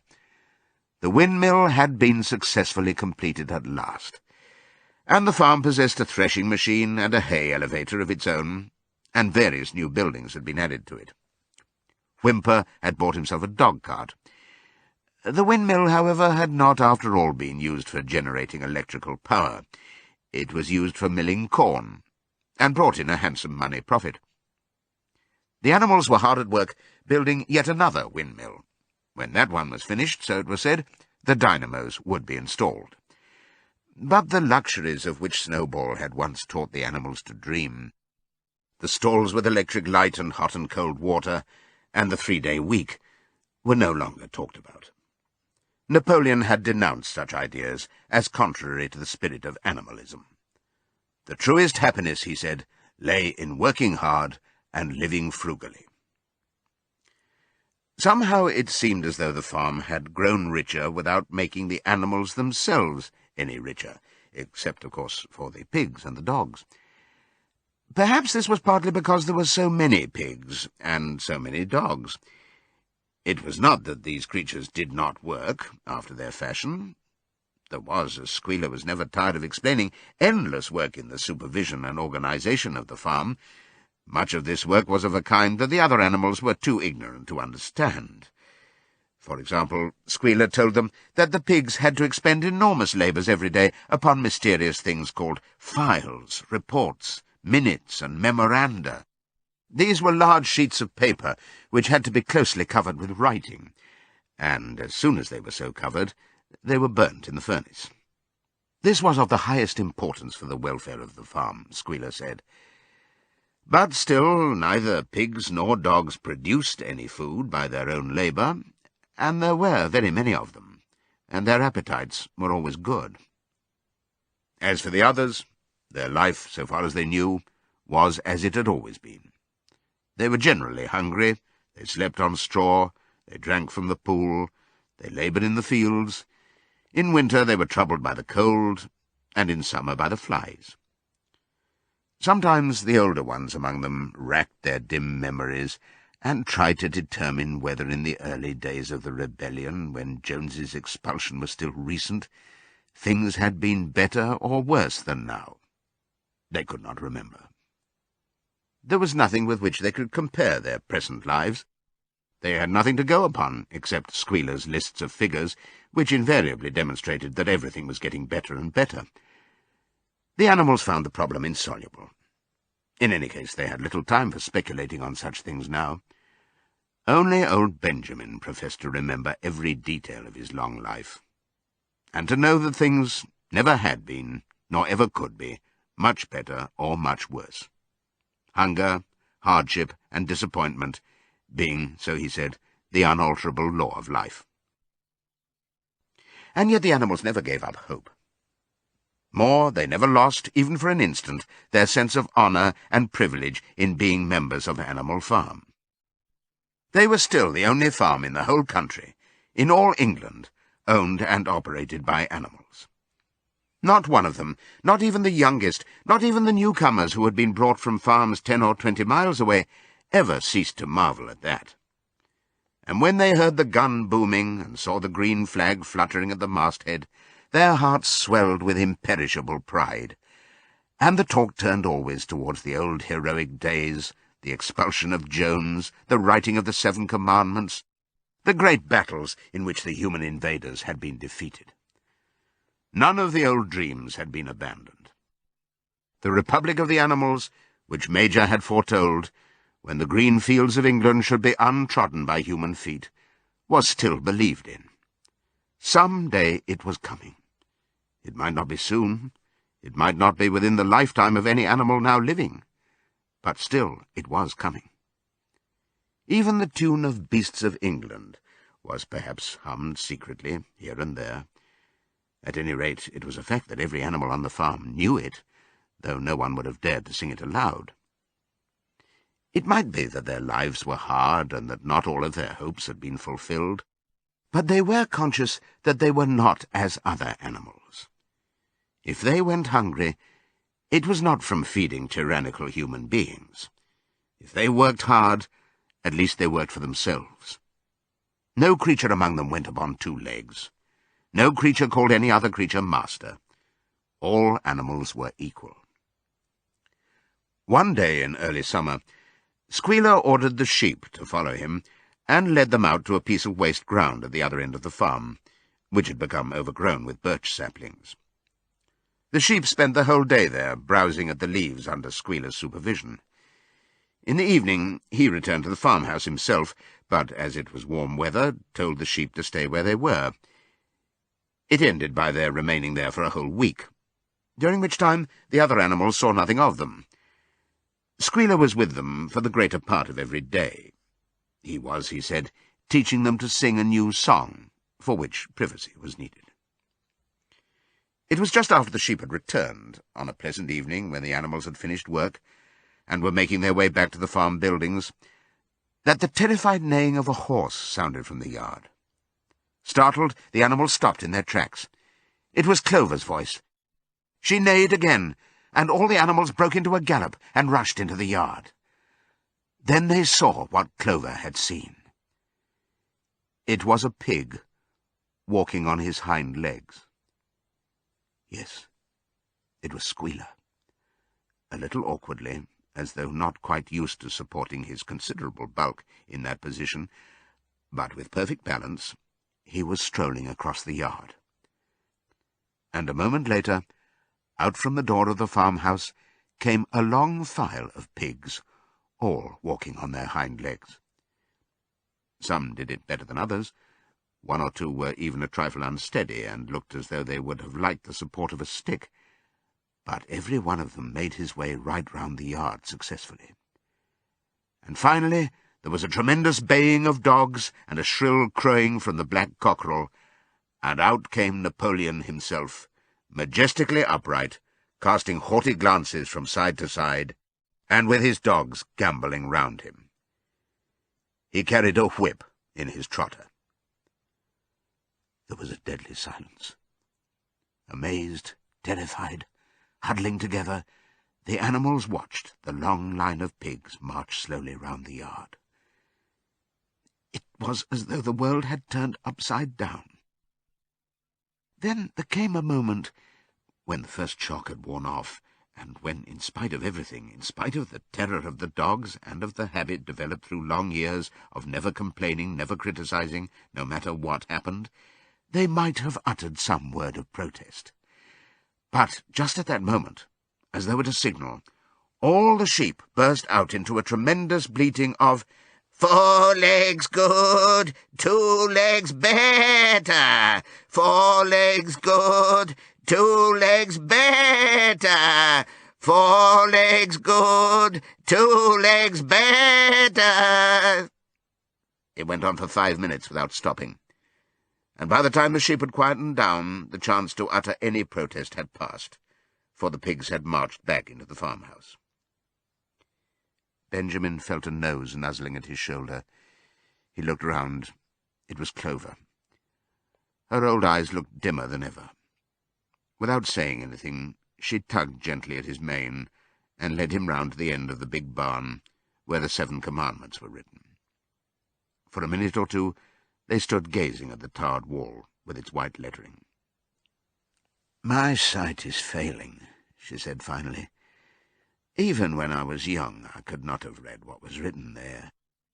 But it appears to me that that wall looks different. Are the 7 commandments the same as they used to be, Benjamin?" For once Benjamin consented to break his rule, and he read out to her what was written on the wall. There was nothing there now, except a single commandment. It ran, "All animals are equal, but some animals are more equal than others." After that, it did not seem strange when next day the pigs who were supervising the work of the farm all carried whips in their trotters. It did not seem strange to learn that the pigs had bought themselves a wireless set, were arranging to install a telephone, and had taken out subscriptions to John Bull, Titbits, and the Daily Mirror. It did not seem strange when Napoleon was seen strolling in the farmhouse garden with a pipe in his mouth. No, not even when the pigs took Mr. Jones's clothes out of the wardrobes and put them on, Napoleon himself appearing in a black coat, rat-catcher breeches, and leather leggings, while his favourite sow appeared in the watered silk dress which Mrs. Jones had been used to wear on Sundays. A week later, in the afternoon, a number of dog-carts drove up to the farm. A deputation of neighbouring farmers had been invited to make a tour of inspection. They were shown all over the farm, and expressed great admiration for everything they saw, especially the windmill. The animals were weeding the turnip field. They worked diligently, hardly raising their faces from the ground, and not knowing whether to be more frightened of the pigs or of the human visitors. That evening, loud laughter and bursts of singing came from the farmhouse, and suddenly, at the sound of the mingled voices, the animals were stricken with curiosity. What could be happening in there, now that for the first time animals and human beings were meeting on terms of equality? With one accord, they began to creep, as quietly as possible, into the farmhouse garden. At the gate they paused, half frightened to go on, but Clover led the way in. They tiptoed up to the house, and such animals as were tall enough peered in at the dining-room window. There, round the long table, sat half a dozen farmers and half a dozen of the more eminent pigs, Napoleon himself occupying the seat of honour at the head of the table. The pigs appeared completely at ease in their chairs. The company had been enjoying a game of cards, but had broken off for the moment, evidently in order to drink a toast. A large jug was circulating, and the mugs were being refilled with beer. No one noticed the wondering faces of the animals that gazed in at the window. Mr. Pilkington of Foxwood had stood up, his mug in his hand. In a moment, he said, he would ask the present company to drink a toast. But before doing so, there were a few words that he felt it incumbent upon him to say. It was a source of great satisfaction to him, he said, and he was sure to all others present, to feel that a long period of mistrust and misunderstanding had now come to an end. There had been a time, not that he or any of the present company had shared such sentiments, but there had been a time when the respected proprietors of Animal Farm had been regarded, he would not say with hostility, but perhaps with a certain measure of misgiving by their human neighbours. Unfortunate incidents had occurred. Mistaken ideas had been current. It had been felt that the existence of a farm owned and operated by pigs was somehow abnormal and was liable to have an unsettling effect in the neighbourhood. Too many farmers had assumed, without due inquiry, that on such a farm a spirit of licence and indiscipline would prevail. They had been nervous about the effects upon their own animals, or even upon their human employees. But all such doubts were now dispelled. Today he and his friends had visited Animal Farm and inspected every inch of it with their own eyes, and what did they find? Not only the most up-to-date methods, but a discipline and an orderliness which should be an example to all farmers everywhere. He believed that he was right in saying that the lower animals on Animal Farm did more work and received less food than any animals in the county. Indeed, he and his fellow visitors today had observed many features which they intended to introduce on their own farms immediately. He would end his remarks, he said, by emphasizing once again the friendly feelings that subsisted, and ought to subsist, between Animal Farm and its neighbours. Between pigs and human beings there was not, and there need not be, any clash of interests whatever. Their struggles and their difficulties were one. Was not the labour problem the same everywhere? Here it became apparent that Mr. Pilkington was about to spring some carefully prepared witticism on the company, but for a moment he was too overcome by amusement to be able to utter it. After much choking, during which his various chins turned purple, he managed to get it out. "If you have your lower animals to contend with," he said, "we have our lower classes." This bon mot set the table in a roar, and Mr. Pilkington once again congratulated the pigs on the low rations, the long working hours, and the general absence of pampering which he had observed on Animal Farm. And now, he said finally, he would ask the company to rise to their feet and make certain that their glasses were full. "Gentlemen," concluded Mr. Pilkington, "gentlemen, I give you a toast to the prosperity of Animal Farm." There was enthusiastic cheering and stamping of feet. Napoleon was so gratified that he left his place and came round the table to clink his mug against Mr. Pilkington's before emptying it. When the cheering had died down, Napoleon, who had remained on his feet, intimated that he too had a few words to say. Like all of Napoleon's speeches, it was short and to the point. He too, he said, was happy that the period of misunderstanding was at an end. For a long time there had been rumours, circulated, he had reason to think, by some malignant enemy, that there was something subversive and even revolutionary in the outlook of himself and his colleagues. They had been credited with attempting to stir up rebellion among the animals on neighbouring farms. Nothing could be further from the truth. Their sole wish, now and in the past, was to live at peace and in normal business relations with their neighbours. This farm, which he had the honour to control, he added, was a cooperative enterprise. The title deeds, which were in his own possession, were owned by the pigs jointly. He did not believe, he said, that any of the old suspicions still lingered, but certain changes had been made recently in the routine of the farm which should have the effect of promoting confidence still further. Hitherto, the animals on the farm had had a rather foolish custom of addressing one another as comrade. This was to be suppressed. There had also been a very strange custom, whose origin was unknown, of marching every Sunday morning past a boar's skull which was nailed to a post in the garden. This, too, would be suppressed, and the skull had already been buried. His visitors might have observed, too, the green flag which flew from the masthead. If so, they would perhaps have noted that the white hoof and horn with which it had previously been marked had now been removed. It would be a plain green flag from now onwards. He had only one criticism, he said, to make of Mr. Pilkington's excellent and neighbourly speech. Mr. Pilkington had referred throughout to Animal Farm. He could not, of course, know, for he, Napoleon, was only now for the first time announcing it, that the name Animal Farm had been abolished. Henceforward the farm was to be known as the Manor Farm, which, he believed, was its correct and original name. "Gentlemen," concluded Napoleon, "I will give you the same toast as before, but in a different form. Fill your glasses to the brim. Gentlemen, here is my toast to the prosperity of the Manor Farm." There was the same hearty cheering as before, and the mugs were emptied to the dregs.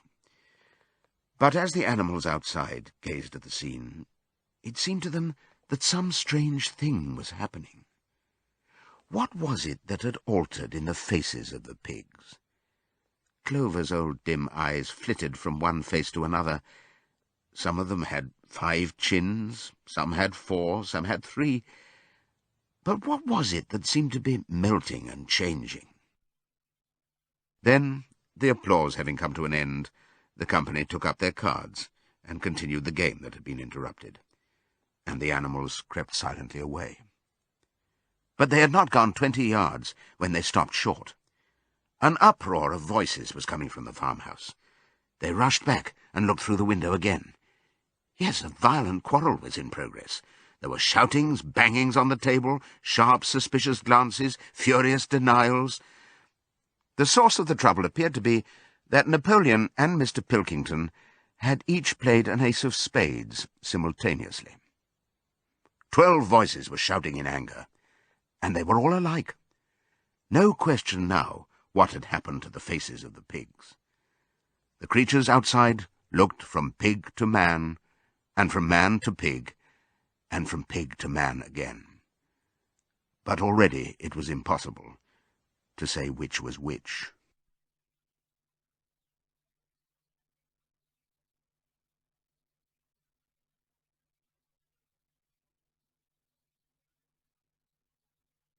This audiobook was produced and published by Penguin Books Limited.